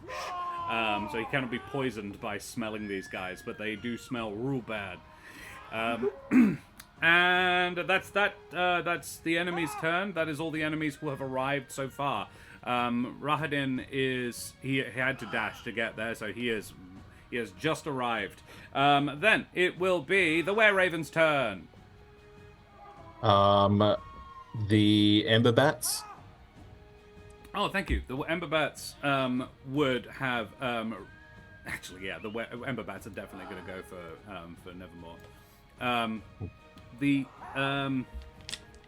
A valid point. They are, however, crap. So 15 to hit. That won't do it. No, all right, never mind then. There's like 3 Ember Bats just fluttering around. You're like, no. Go, hey. Irritating. However, so if I, yeah, on the beginning of your next turn, you'll have to make a Constitution save. Yes. I have too many books open. Yeah, I believe that. All right, Were-Ravens. Yes. Are going to. They're going to focus fire first of all with their crossbows. Yep. And they're going to shoot at Viriska. There we go, that thing. Yep. So roll D20 plus 4. 10. No. Actually, 16. yes. 10, yes. 10 is a 16 hit. and a 19. So all 3 hit. Yeah, And- Flesh Golem with an AC of 9. 9. All right, and then 9. 7 damage, 4 damage, 4 damage. Veriska Does it takes- seem relatively ineffective? Out of curiosity. Damage immunity. It seems completely ineffective. Yeah. If you would like Got it. to walk that back, so you could like from All the first... 3 of them would have turned and shot at the same time. Yeah, right. So, Yeah, no, it does not appear to have but any. noting the ineffectiveness, the 3 of them are going to fly across and are going to take, because they have multi-attack, and they're yep. going to take short sword attacks against the Outer guard. closest ghast. Very well. Do that. Way more So helpful. 18. Before you, 18 is a good one to do. Can you please make me Constitution saving throws? All right. Because Do you want to? Okay. Yep. Give me a second. Constitution. keep the attacks you've done. All right. So they have absolutely 0 bonus to con. 15 on the first one. Is a pass. 2 on the second. Not so great. 15 on the third one. The third one is this guy. The 15's pass. The 2 does not. So the one who got 2 is poisoned. Got it. I'll put a little green marker there. Cool. And then the attacks are 18, 15, and... Oh, hang on. I think the poison makes you disadvantaged. 17. So 18, 15, and... Oh, okay. Well, 15 and 17 we'll take then as the disadvantaged one. And Supplementary then... number is. Yeah. And then... 24, crit. Nice. Oh, Okay. actually talked myself into more damage. Very nice. Cool. So, Roll in the bones. first 2 damages... We are doing brutal crits as well, so it is max damage on the dice plus what you roll. Beautiful. But you don't So double the the dice, first you roll the one- normal dice. The first one does 4 points of damage. The second one does 7 points of damage. And the third one does... Oh, rolled a 6. So that's 14 points of damage. All 3 are slashing. So, sorry, 7, So that 4, is and in total 14, 21, 25 nice. points of damage. 25 Wasn't the points of last one damage. 16 points of damage? 8 plus 6 is 14. Yeah. Sorry. I thought it was max damage. Yeah, so it's 1d6 plus 2 plus an extra 6, right? Yeah. Yeah. Oh, okay, not extra 8. Okay. Yeah. Yeah. So, all up was 24. 25. 25. 25 points of damage. Very well. Phew. That one takes a lot of damage. It is quite badly hurt.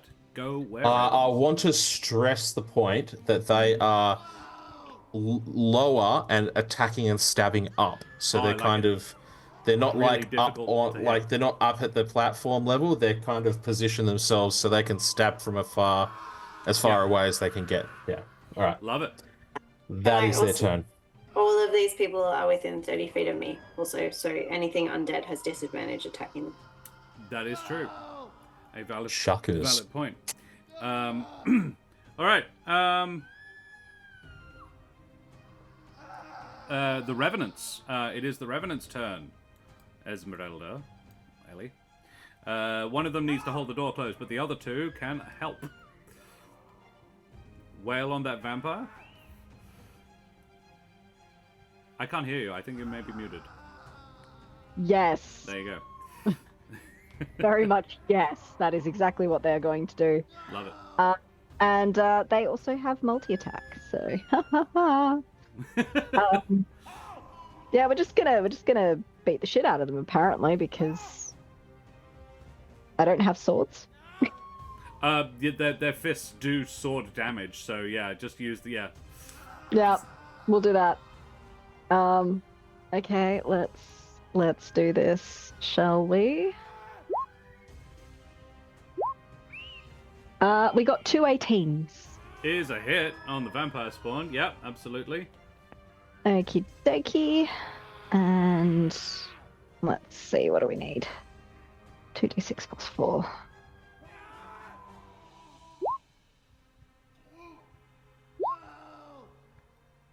So let's roll that twice.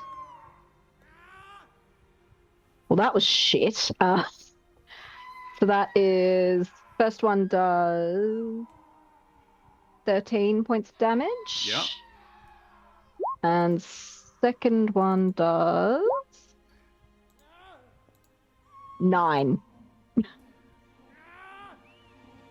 Cool. So, yep. Anybody watching there would have just seen my eyes flutter as mental math happened behind my brain. Yeah, okay, very good. They have multi-attack, presumably, so... next guy? Yep. Here we go again. The weapon I'd cleaves also like to into point out, this... I'm not sure if it works. Would flanking be happening right now? What? As far as advantage farming? Flanking. Crit farming? Oh, flanking absolutely is happening right now on the vampire spawn. Wouldn't be on the ghasts, but it would be on the spawn. Yeah, I'm just so pointing you it have out advantage. in case LB wants to roll advantage. Yeah. Yeah. Oh, okay. I'll do that again then. We got a 17 and an 18. 17 and 18 both hit. Very nice. That works. Okay, here we go again. Why are they just shit? Okay, first attack does 9. And second attack does 11. 11. So a total of 20, which we half to 10. Which is exactly what the first one did. Very nice. Yeah, cool, good, excellent, love it. And you guys have very successfully distracted me from all the with all the things. Istrada's going to take his final legendary action and just unarmed strike at Esmeralda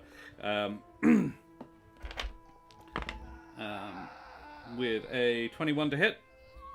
Yep. So 1d6 piercing. Boo! 5 piercing damage. Oh no, sorry, that's the bite. Well, that'll be one of the 4 of these. Okay, well it's not very bad. And 1d8. Okay, so it is 8 slashing damage, and I rolled very low for the necrotic damage. It is 8 necrotic on 4d6s. So 8 and 8, which you split. So Ellie takes 8 and Jack takes 8 and is muted. We do not talk about the split, please. She does not know. Okay. I just don't know how else to express it, Jack. You just say you take half and leave it at that. Okay. Don't worry, I'm keeping track of it. So 4 and 4, therefore, if it's 8 and 8. Yes, 4 necrotic and 4 bludgeoning, or 4 slashing, but yeah. Yep. Cute. Yeah. Cool. And then it is the Wereprowler's turn, Jack. Okay. Yeah, they will wail, presumably at advantage. I don't know if they have. They do have multi-attack. I've forgotten. Okay, all right. So let's go with the bite first. I think it's bite and claw There's or 3 of bite and spear. Yeah. That's bite and claw. That's probably not going to hit though. For the first attack, second, 19. Is. Third is a 16. Does. Okay. So that's 2 attacks that hit so far. Fourth. Yep. And now, which ones are we Is an talking 18. about? Because these are claws or bites or what? Those first 3 were claws, and now I'm going through the bites now. Okay, So so 2 of the 2 claws. claws have hit so far. 1 bite. Yep. Fifth. 18 plus numbers. and 20 not natural. So All but one. all the bites and 2 claws. Yeah. So for the sake of speed, I'll just roll. Do Do you want me to roll for together. every single one, or I don't or- care. Yeah. Okay, I'm just gonna. I'm gonna if roll you've got for- loads of dice. Yeah. Well, actually, yeah. Good point. It's like, I don't know about you, I've got a lot of dice in front of me. Yeah. That's 2d4. Where is the bastard? There you go. What is that? There will be a plus 2 44 every time, plus so it'll be 4. 10 damage plus what you roll. 4, 5, 6, 8, plus 4 is 12. 12, and then for the bites, someone keep track of the 12 because I will forget. Yep, 12. 12, and then for the bites, need to find a fucking D8. I'll just roll the D10 and I'll re-roll if I get a 10. Okay, for the bite is plus 2, so 6, 8, 12, 14. So 12 plus 14, which is 26. 26. Very nice. Cool.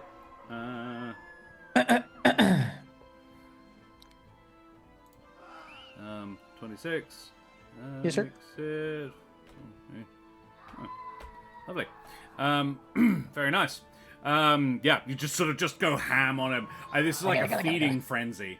These were creatures. They are all, one is a loomer, one is a loomer and 2 are mapatch. However, down their backs are the characteristic sort of foliage of prowlers. So they are sort of organic creatures, obviously organic creatures, but like sort of very natural part nature creatures, and they just absolutely go into a feeding frenzy on this vampire, who is really struggling at this point. Still, however, has one of them in a death grip. And then we go back to the top of the order. It's Esmeralda. You are grappled, but you are Ez. There you go. Hooray! How grappled am I? You are grappled. Grappled. Strahd That's- has you What in a is headlock. going? Does he have my hands? No, he has you in a headlock. Okay, cool. How close am I to that heart? About 180 feet away from it. That's why he didn't go up any higher. Fuck you. How close am I to the thing attaching him to the wall? 15 feet. You're 150 feet away from the start of the heart, by the way. Am I? Yeah, you're 180 feet up now. That's true. In which case, you would be I'm- 150 feet away from the heart. Yeah. Yeah, I'm keeping like a thank little list of all the feet There is a heights lot to above keep ground. in my head. Yeah, I know. And there I is a appreciate 20-foot that. radius on the fireball, so Yeah. you can hit the heart from here if you want Go to do that for again. it. Do it. She's doing it. Love it. She's already grappled. She's like, I've been bitten once. Fuck this. So we're gonna fireball again. Do it. I'm gonna assume it's not gonna like. Do you want to? I'll roll it with disadvantage. It's funny. I actually got a 13 on the dice with disadvantage, but I don't think that's going to help. And I can't imagine the heart is overly dexterous. So yeah, let's say this time you actually see it swing slightly to the side, but it's not enough. And yeah, it cops the full. Roll me that damage. Let's do it. That is 29 fire Very damage. nice. Very nice. 29 cranks it to... Listen to your heart. And he's coming for you. It is still pumping. More bits fly off it, shatter down from above you. Yeah. And as they do, they form into fluttering little forms of ember bats. At around about, just below you guys, they sort of form a layer hovering right underneath Ez and Strahd. Can Ez just spit, what is it with you and Beth? He's like... he holds out his arm. He doesn't because he's grappling you. He's not stupid, but yeah, he's like, I'm a Terran woman. I guess bonus action types since I can't do anything else. We're gonna cast help. Give the help action to somebody. Yes. I don't know what the range on help is, but I would help argue probably the action only to person who can give it somebody. to is Smoothie. Yeah, that's literally who she's probably going to give it to at this point. Alright. Because he's first. So yeah, help to Smithy. I love it. You do help on Smoothie. Then it's Strahd's turn. Strahd is going to definitely move his full movement up, ascending another 30 feet, putting him at 210 with Esmeralda. So she's closer to the heart. And then he's gonna just nom on her a bit. Closer to the heart. I'm pretty sure. A 19 to hit? How far away is she from me? 50. Yep, yeah. 50? Okay. But, oof. The claw is not going to hit. You're just making it really hard. He rolled a 2 and a 1. Sorry, a 2 and a 3 rather, but yeah. I'm pretty sure a 12 isn't going to beat your armor class. But he does bite you. So, yeah, he got the bite in. Which is...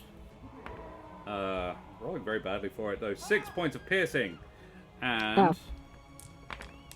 Man, that's better. Not for you. And 15 points of necrotic. Okay, now, so 7. 15? Reducing your hit points by 7 and your maximum hit points by 7. Yep. And your... you also take another 3 piercing. But that doesn't reduce anything other than just your hit points. I think that's him for now. Yeah, he's happy. No one seems to be attacking him. He heals for that amount. Yeah, no. That's it. And then the bats are summoned. That's when that happened. Technically, is directly after him. Then Nevermore's turn.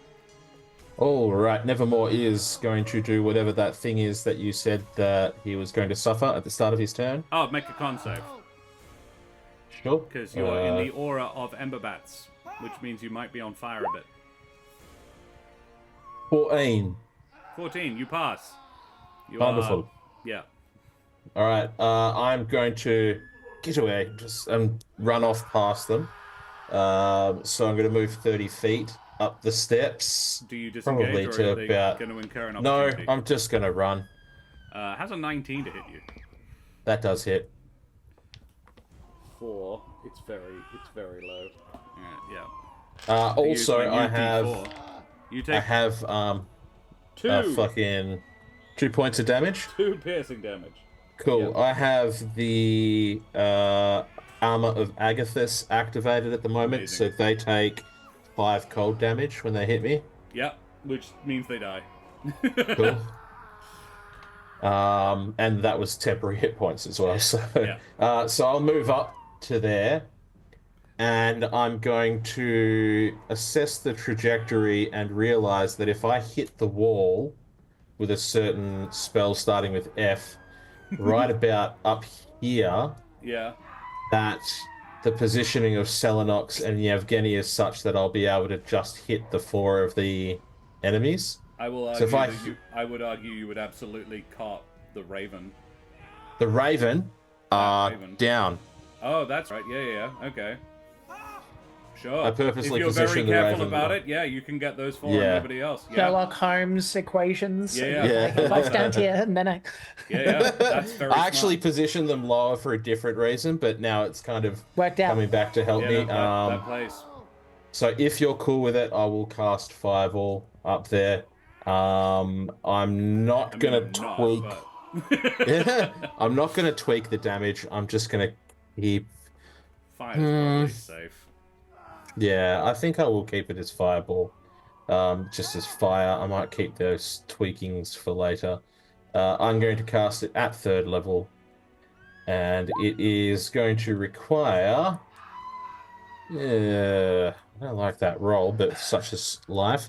DC 16 dexterity saving throw from Alright. all involved, Harden. please.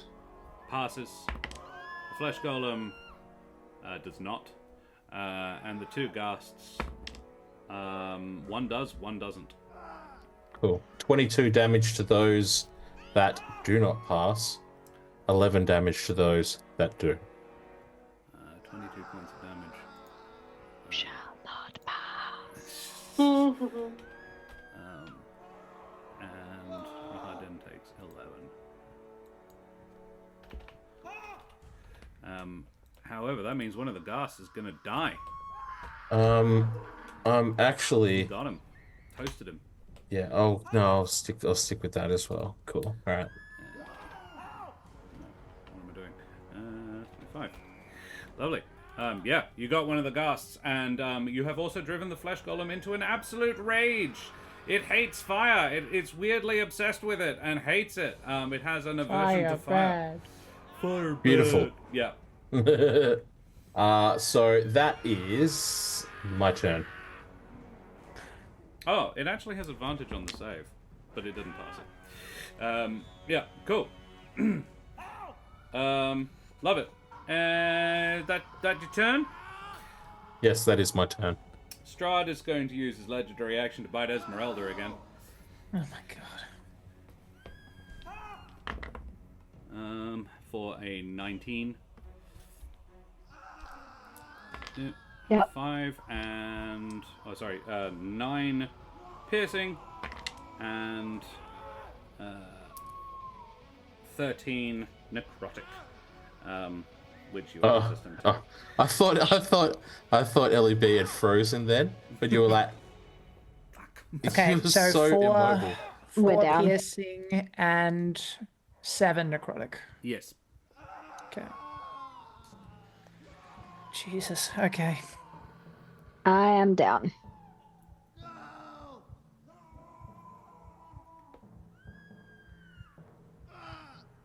Ez is down. Ez is down.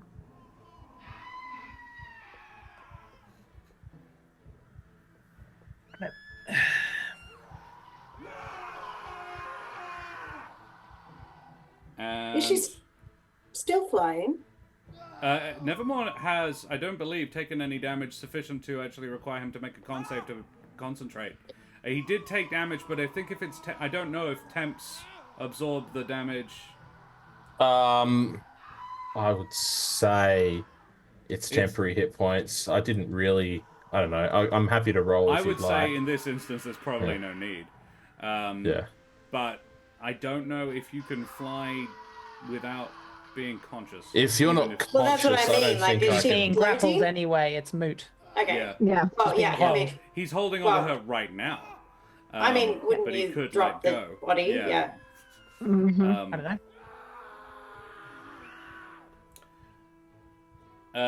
But yeah, one way or the other, Ez is unconscious and has a probably quite low amount of actual hit points that she can recover even if someone did heal her. Then it's Celinox and Yevgeny's turn. Sorry, It's I your should have turn, Smoothie. What's your... Sorry, what's your Oh, I'm sorry, it is again? Smoothie's turn. I apologize. Yeah. Okay, this is important then. Does he drop her or not? Um, 'Cause she's clearly unconscious, so Yeah. I don't know. I don't think he does. Okay. It's a legendary action. It's happening out of turn. I don't think he's going to let go yet. Right. All right. How far away am I from the heart now? You are 160 feet up at the moment, Yes. which puts you about 170 feet away from the heart. All of this is true. 160, you say. I've got 35 feet of movement. I am really hating my life right now. Boy, oh boy, oh boy, oh boy, oh boy.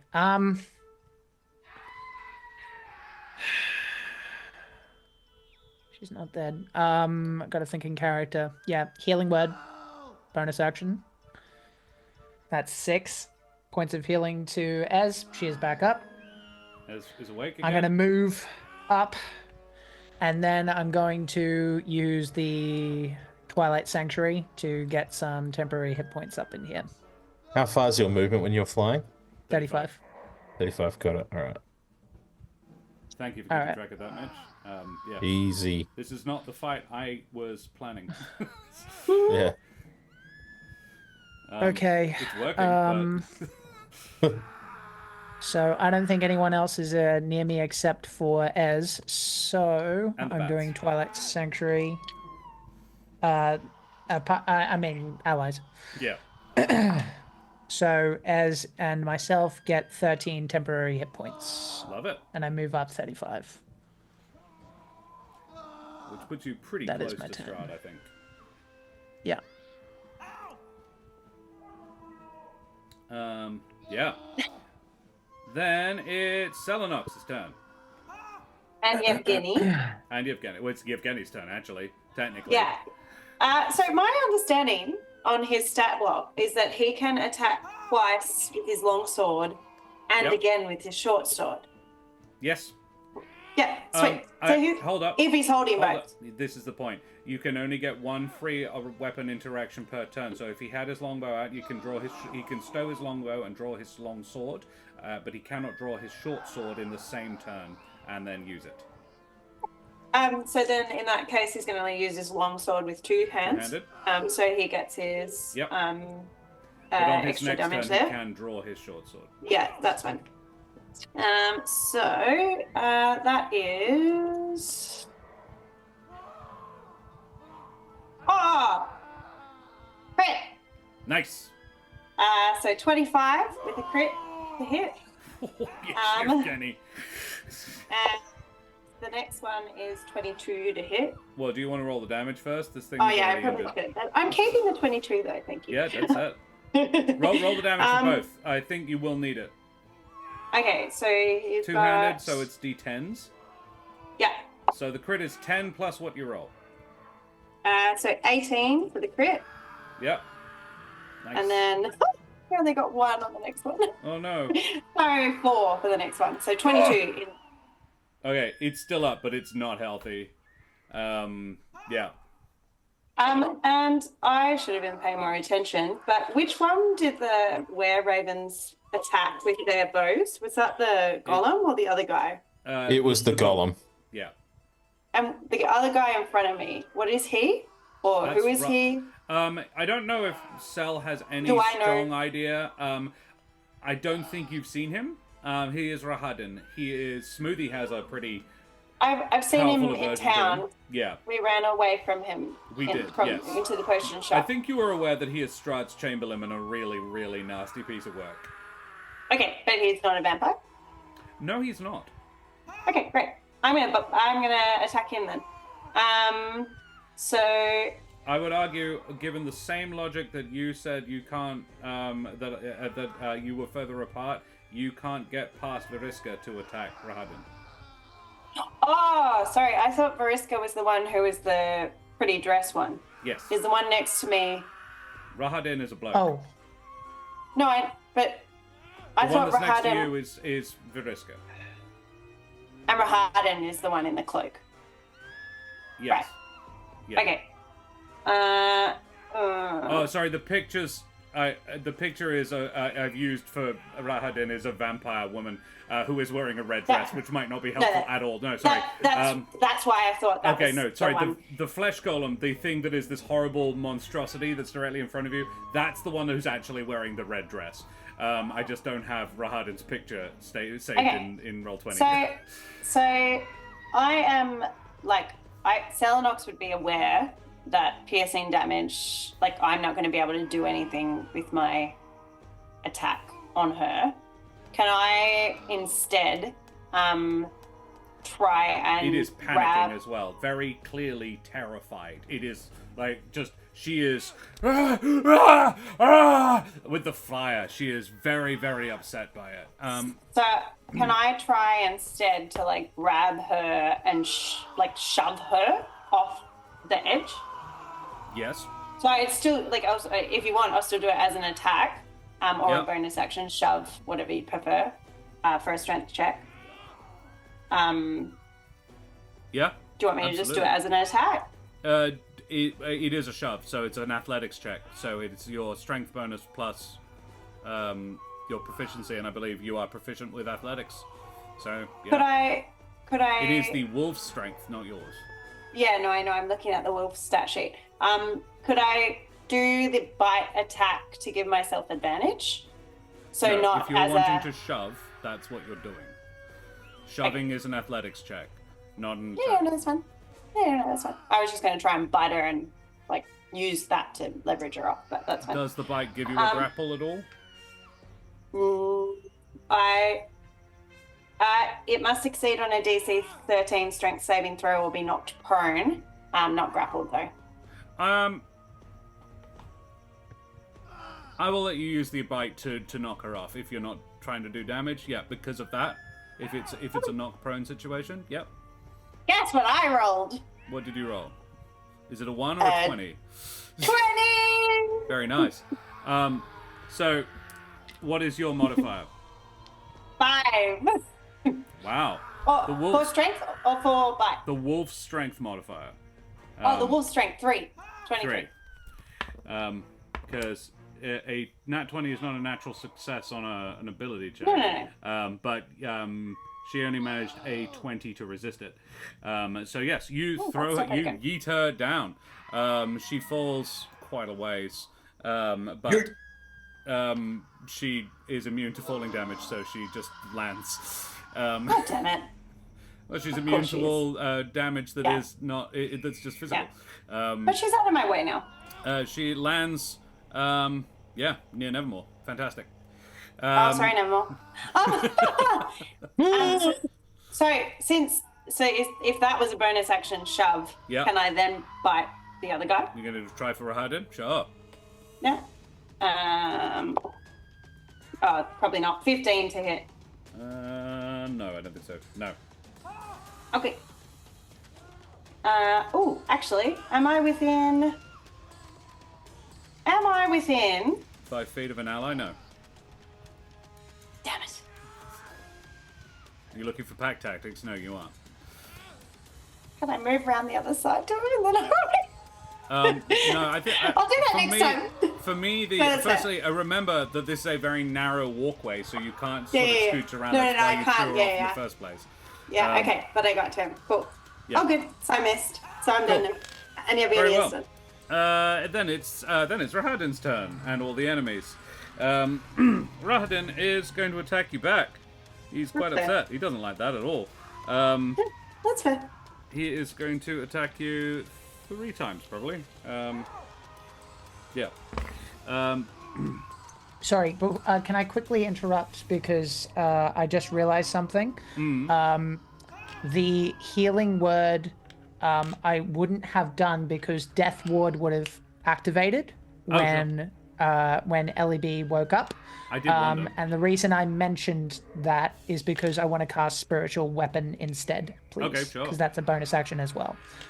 So Yep. I'm going to do that. Very well. That's all.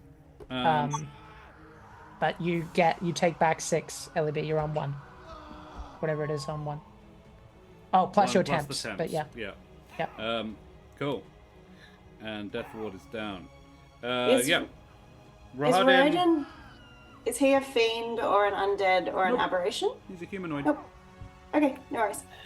He is technically a dusk elf in the book. He's just evil. He is a Vulpin. He gets a 19, a 28, and a 22. Yep, all hit. Good. I should hope so. And 10, 13, 17, 23. Oh, sorry. That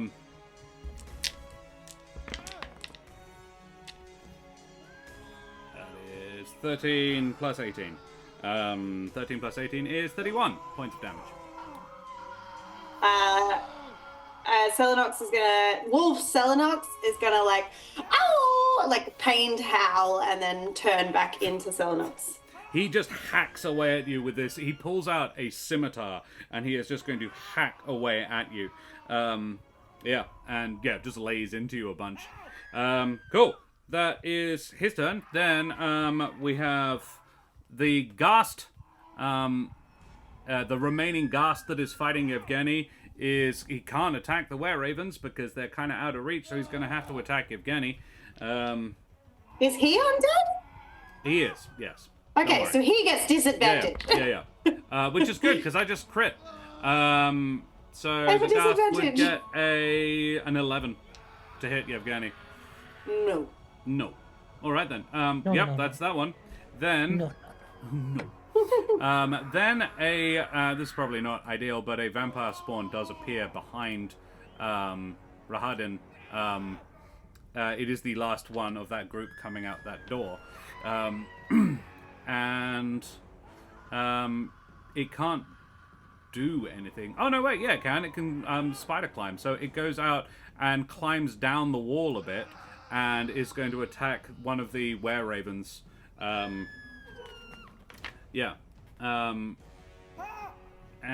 Making... not great. A 16 to hit a were-raven and a Was that- 14. That'll do it. No, and a 10. Oh, sorry, 10 won't do it because 10 it's a won't, but disadvantage. That is true, it is a disadvantage. So it makes its second attack, which it gets an 11. No. I roll pair of 5. AC is 12. Very nice. Cool. And it is a disadvantage because it is undead. That's that one. Then we are in the basement with our allies. The vampire spawn in there is going to attack the guy that it's grappling to try and regain some hit points. And 18 plus numbers. 24 for that guy, which means... Can you just go in the thing? There we go. Oh, it's the same number. How great. So 6 piercing damage and 4 whole necrotic damage against that guy. And he is going to heal 4 points, which is good. Back to 49. And then he's going to also claws at the guy that he is attacking. For a 16, 22 to hit. And that is going to be 2d4s. 5, 8 slashing damage against that were-prowler, Jack. Yes, sir. And these are magical attacks. Yep. That's why I've been counting them. Yep, cool. And then the ghasts are... these 2 ghasts on the side are going to actually going to move around because... There's only one of them, right? Oh? There's only one ghast left. No, in the... Oh, downstairs, of course. Yeah. Apologies. Yeah, the 2 more ghasts in there. There is a whole bunch more banging on the other side of the door. But, yeah.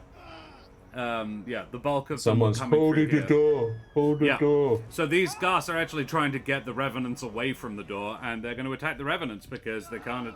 They've noticed they can't hurt the prowlers. I like that these revenants look like Eddie from Iron Maiden. It makes me happy. Oh wow, okay, they did okay. They got a natural 20 and an 18, one on each. So the guy at the the guy at one end is going to take the crit, and the guy at the other end, it doesn't really matter which, is going to take the 24 to hit. Ellie, so the damage is pretty good. From a crit with a bite, they are going to do 16 plus what I roll, which is bad. So 24 points of piercing damage on the Revenant, and 10 points of piercing damage on the other one. Yeah, these guys are fine. Yeah. You will need to keep track of that one because the numbers they've got on the roll 20 is not the Revenant stats because Revenant isn't in roll 20, but Whites are. Thank you. Just keep track. And I think that's... Oh, yeah, then there's the bats. The bats are going to swarm down at Smoothie. those ember bats that Strahd summoned. And they are going to attack Smoothie for a natural 1. So that's not a problem. Then it's the were-ravens. All right. Were-ravens it is. So, the one I'm pinging right now is going to make a multi-attack against the Ghast with the short sword.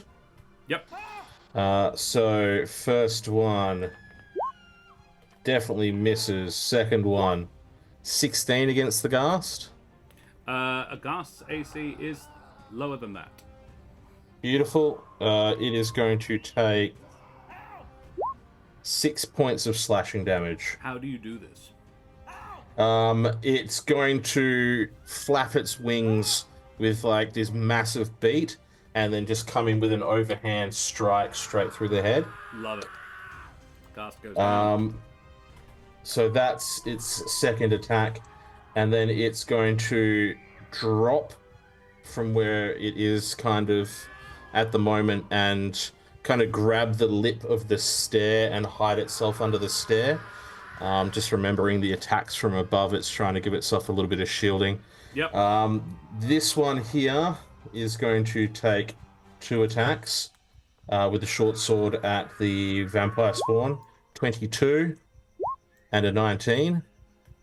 Both will hit. I apologize. I'm just going to jump in just a moment. I realized I hadn't moved Veriska. Veriska picked herself up off the floor using half of her movement and then dashed towards Nevermore, climbing the stairs. So she is about 12... she's about 10 feet away from Nevermore. Got it. The damage for those attacks are 3 and 7, so 10 points of damage on the vampire spawn. And then the final 3 and 10. where Raven is going to first take a shot with the hand crossbow. 10's not going to do it. Then is going to move in and take a stab with a 19. Does? 19 dealing... Which one of these was the poisoned one? 5. The one that just made the attack then. Good point. Thank you. 22. So either way, it's going to hit. Does indeed. For 5 points of slashing. He can now make another con save if he wants, because the Ghast is dead. Got it. 18's going to do it. He is not poisoned anymore. Beautiful. That is their turns. Damage, sorry, how much did he do? 5 points of damage. 5 more. So it's now suffered 5 plus whatever it was I before. think it was 13 all up. So 18. Yes. Total. Glorious. That is their attacks. That is their turn. And these are actually on the wall underneath as well.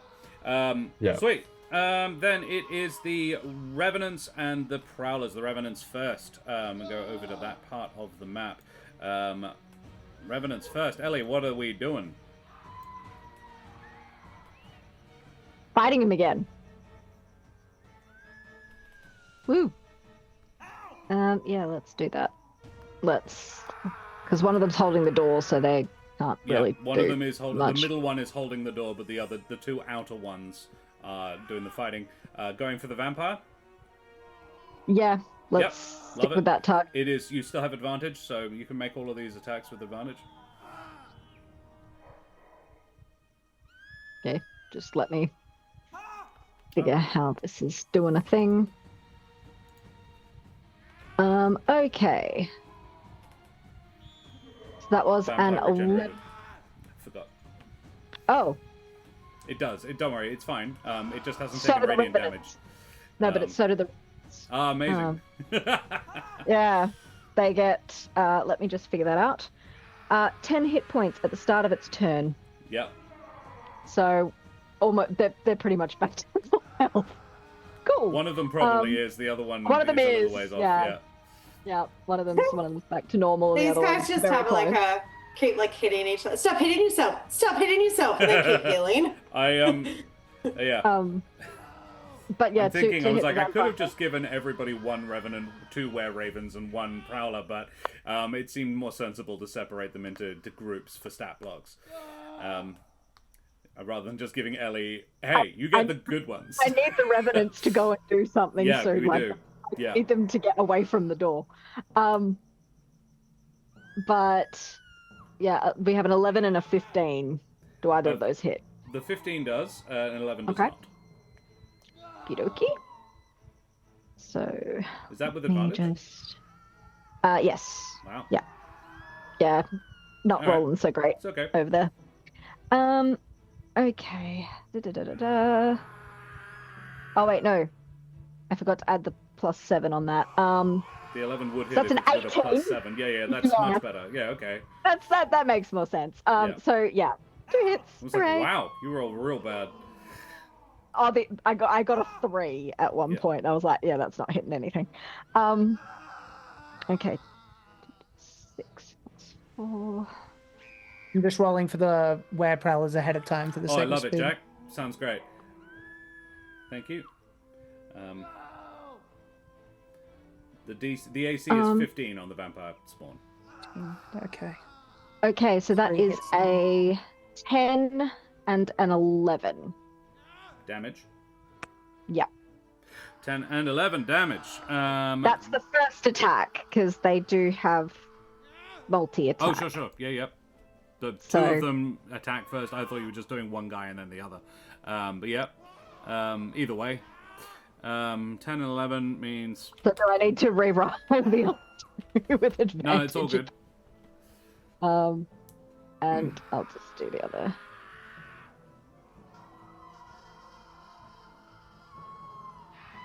And on here we go. Sorry, this is doing a thing.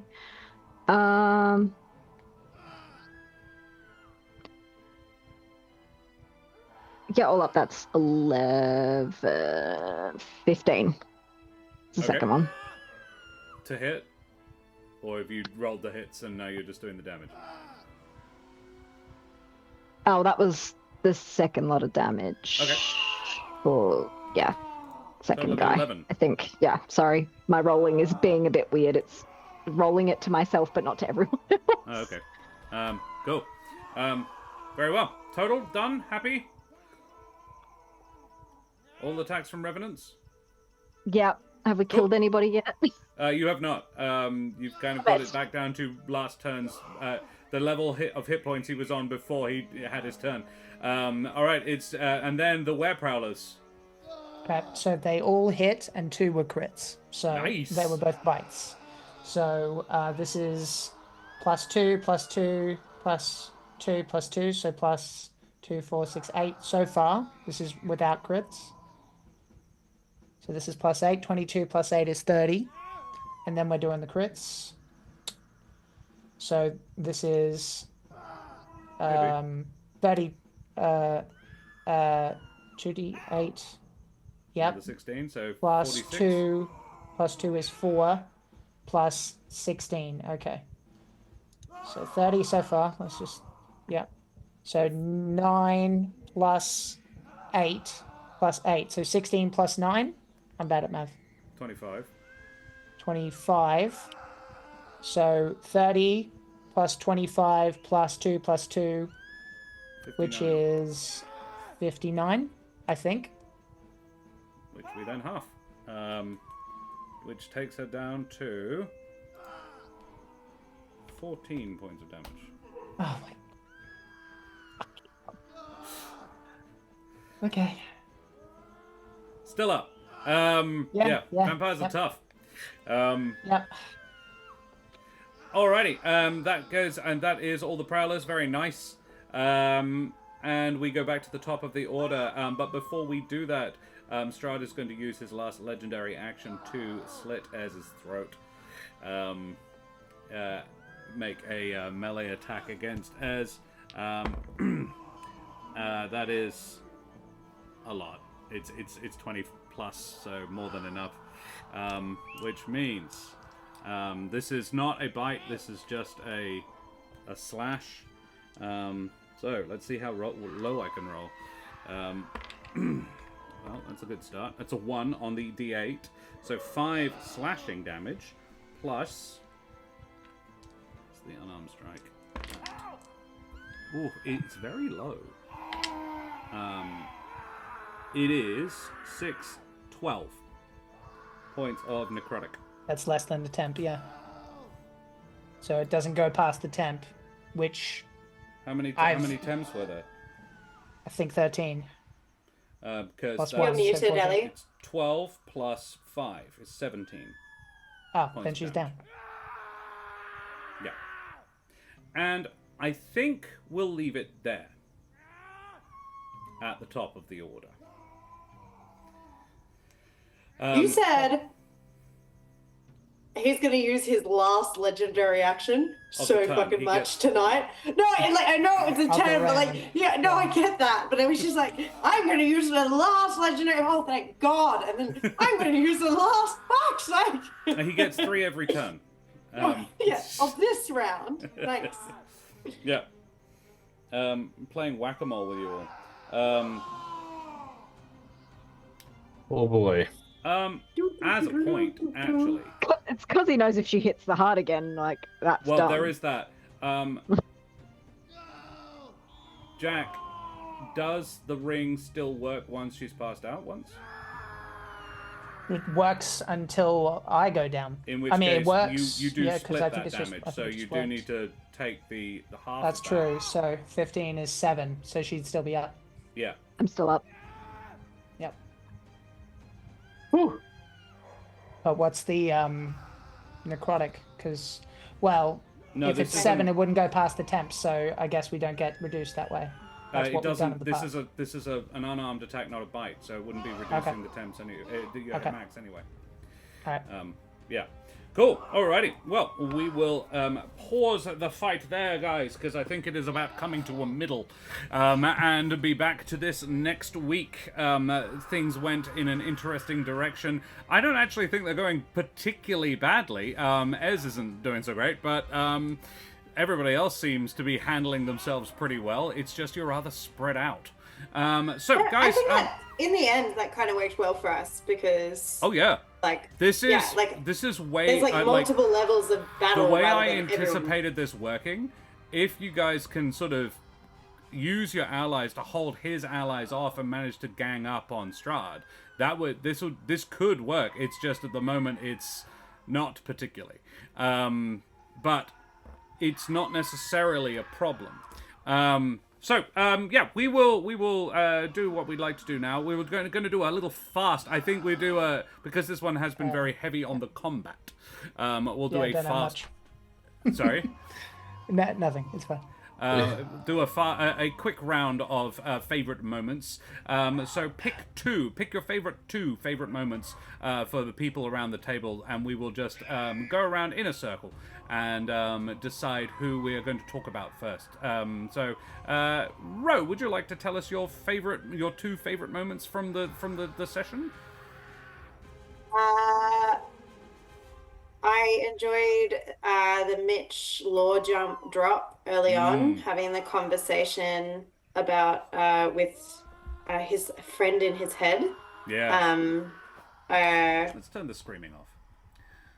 Yeah, I thought that was really cool. And I thought you did it in such a way that was like,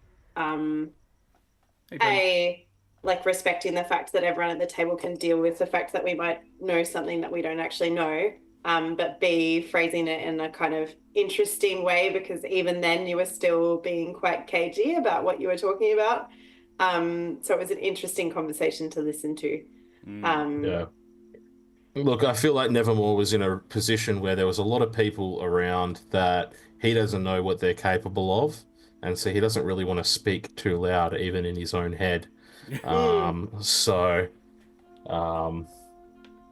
But yeah, I feel like you guys can separate yourselves from the characters and not kind of lean into that and be like, no, I'm a little bit more sketchy about this Nevermore character all of a sudden. But yeah, all good. And second, Ez's confidence, just being like, yeah, I can take out the heart. Don't worry about it. I got it. Which I doing actually it. think, yeah, she's totally doing it. She's gonna take out that heart on her own. The fucking next turn with like 3 hit points left, it's gonna be great. Um, yeah, no, I think it took us in a different direction, and I thought it was fun that she was just like, yeah, just get out of here, and everyone was like, okay, you got this, babe. Yeah, absolutely. Ellie B, a couple of favorite moments?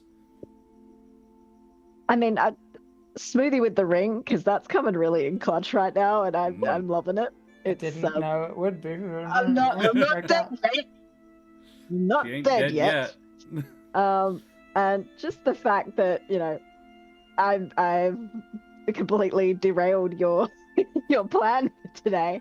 And so we have Heart 2.0 that we're currently fighting. We have Strahd connected to a wall, and it's just chaos, and I love it. It's brilliant, and you've done a great job on the fly. It's fantastic. Thank you. I'm enjoying this.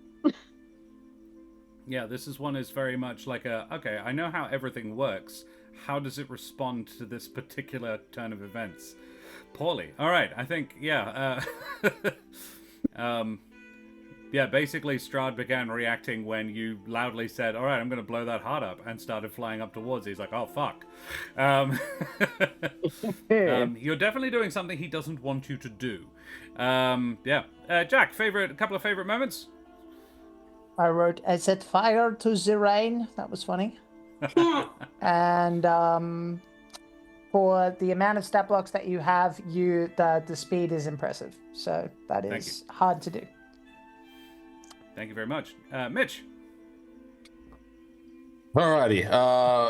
I liked the fact that you turned Gerbine into a mouse. That was that was a nice little quirk. I appreciated the romance scene between Celinox and Yevgeny. That was great. And the fearless approach by Ez towards the heart, just not even really giving too much of a second thought, just going, nah, I can do this. And I liked that Smoothie, again, is kind of sacrificing themselves to a certain degree to keep their friend alive and active through this romantic wedding ring that they shared. So yeah, that's me. Not actually flipping you off. It's on there. It's just the ring. Yeah. It's on the middle finger. How convenient. We all need rings after this. Yeah. Wonder Twin Showing you powers my ring. activate, not die. Oh, boy. Form of Rain of Blood. My favorite would be I really love the ring as well. I enjoyed Jack's nobody knows what it is. That was quite funny. I also Bishop Blood has said Cell and Soot seasoned pheasant attempt, and Nevermore's body acquisition lore drop. That specific bit of like, I'm get you a body. Yeah, I think that does actually lead me on to my second one, which would be that being that interaction with Nevermore and Irileth was really fun to do. Yeah, I think I really liked that you used it as a vehicle to drop a little bit of lore, but do it with a preface of I'm going to trust everybody to react to this, not at all. But yeah, I thought that was really cool. I was like, yes, good storytelling, interesting. Yeah. I kind of, I want the party to know that obviously there's a little bit of something going on there. It's not just, I'm sure they've gathered that already potentially, but yeah, exactly. Yeah. But rewarding that suspicion was interesting. Yeah. Yeah, cool. Alrighty, well, glorious. Some favorite moments for everybody. Thank you very much, everyone. Well, guys, we should go away from here now because we've been streaming for a gosh darn while. But who the absolute heck have you been this evening? Mitch, who are you? I'm Mitch. I have been Nevermore this evening. You can find me on social media as Big Viking Mitch on Twitch, which I'll occasionally stream on between parenting and work and life. And you will find me on the Twatter, where I twat occasionally. And you will see some Japanese content in probably 20, well, I'll get there in 25 days. So Sweet. there'll be a lot of sumo, a lot of food. Going to go to a doom metal festival, so it's going to be great. Oh. Yeah, good times. But What's that's a been doom me. metal festival like at a Japanese venue? fucking We're going to love find out. We're going to So- find out. I'm actually going to two My understanding music is, for the gigs most over part, there. they just kind of stand there. One's a stoner rock politely. gig, and then one's They get a into it. Good for them. doom metal festival. Okay, So good let's go. times. Yeah, no, my impression is the Japanese go off on metal. Baby metal is like Yes. Yeah, I might give that one a miss, but they are fantastic. They are fantastic. Oh, it's just funny I'm because sure they're good like back in the performers, day, yeah. like, you know, a band might perform and like I know for a fact they would like whack the audience if they got too into it. So new world. Give me a try. I was over there in about 2017, 2018, and I had been overwhelmed by how calm and reserved and polite they all were.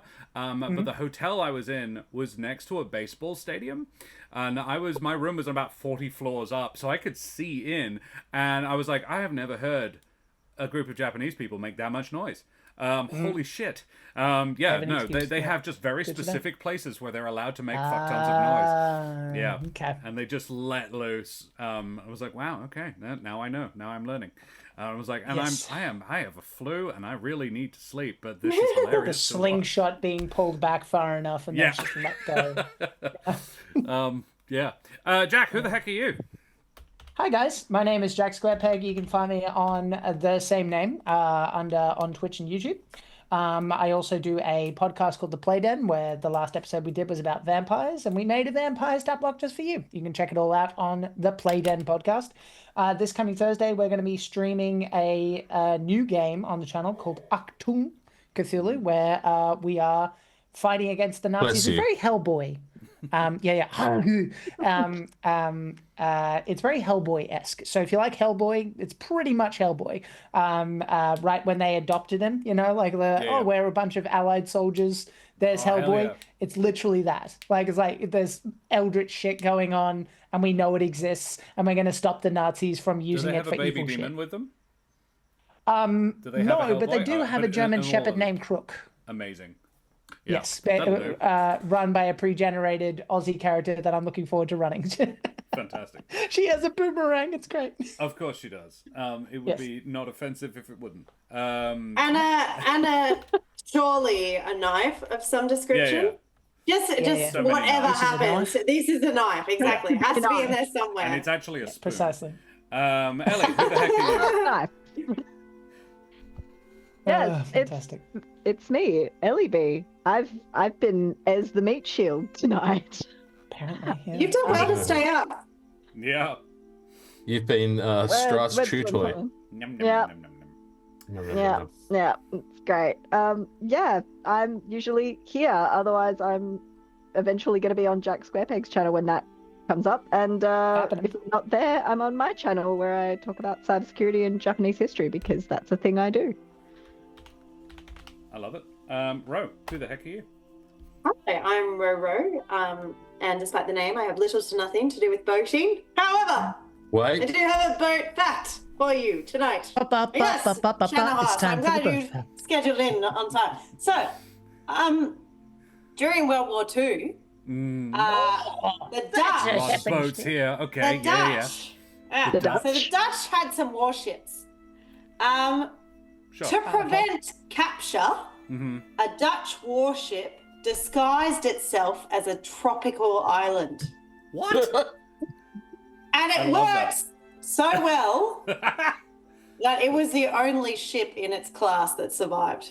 Wow. So that about Dutch that? warship was a better island than it was a warship. Well, it was a good warship as well. It got out of there. That was the aim. Bullshit. wow. So it was Certain a tanks did the same thing. They just buried themselves So in the ground. I am intrigued, and I wish there was What photography. was the name of the ship? I need to look this shit up. It's Oh, the I- Abraham Kriensen. Have you I'll post it in looked the it up? It's chat. so good. Yeah, I was like, that's amazing. I was hoping there was pictures. Disguise. So yeah, you can Like exactly. a dragon You turtle warship. So if you're a boat and you don't really want to be a boat anymore, you could be a tropical island. It doesn't fun. look like an island at all. It looks like a boat with trees on it. Wait, it works quite well. The No, point actually, is, from a believe in distance. yourself. That's what Actually, Robbie said. They were Some invading of the the pictures- Japanese with the Javan War. Yeah. So that's my boat Amazing. pack for today. Thank and you. Hilarious. I am a Perth or God. Bulu-based educator and theatre maker. I can be found here on Mondays, which you have found me. Well done. I'm also over on Jack Squarepeg's channel. And you can check out my link tree in chat to see my socials. I have an Instagram and a Facebook and a production company page called Roro Productions where you can catch up with what I'm doing. My next project in Perth, if you happen to be in Perth, is 8 Women, a murder mystery that's coming up in May. Oh yeah. It's coming up on it now as well. Yes, don't tell me that. I have far too many lines that I have not in a learned. trench coat. Is the island. And I actually didn't mention before, because I did slip in a little sort of history thing at the very beginning, actually. Romulus, on this day, the 21st of April, back in 753 BC, founded Rome. That is the traditional date of the foundation of Rome. Wow. There you I go. actually picked that one. Yeah. I was like, I know who those guys are. Rome's having a bad day today. It looks so much like an island. It does when it's in front of an island. It's Yeah. very well camouflaged when it's in front of an island. But if even- it's just floating on the sea, I'm like, no, that's a boat with trees. But anyway, we should go away from here now. I'm Josh the Pirate. You can find me here. You know all of that. If you like my majestic voice, but you think I could stand to tone the face down a bit, you can check me out in the podcast There Be Dragons, where I play the infamous and deadly pirate Scan Felspar und his little dragon Krosh. Not Soot. That's a different little dragon. Soot was also wrapped around the neck of the direwolf, which I quite enjoyed as well. Just a fun mental image. Guys, we are affiliated with a couple of wonderful groups of beans, Wooten Forge Gaming Accessories and Trolllord Games. The links are there in chat. Check them out. They're wonderful beans. Let's find somebody to raid, guys. Roll Together RPG is streaming some D&D, so we might drop a little raidlet over there. So throw your favorite raid emotes up in chat. Tell Roll Together RPG where you came from. Show them the love like we always do, and we will see you same bat time, same bat channel. And there's a fun fact as well. Siri knows my sign-off. She knows what this means when I say this exact phrase and this exact cadence. So she is excited now. She's like, "Oh fuck, he's doing it! He's doing it!" So and we will see you same bat time, same bat channel next Monday night for some more of Midnight and Madness. Say goodbye, everybody. Bye, everybody. Bye, everybody. Bye, everybody.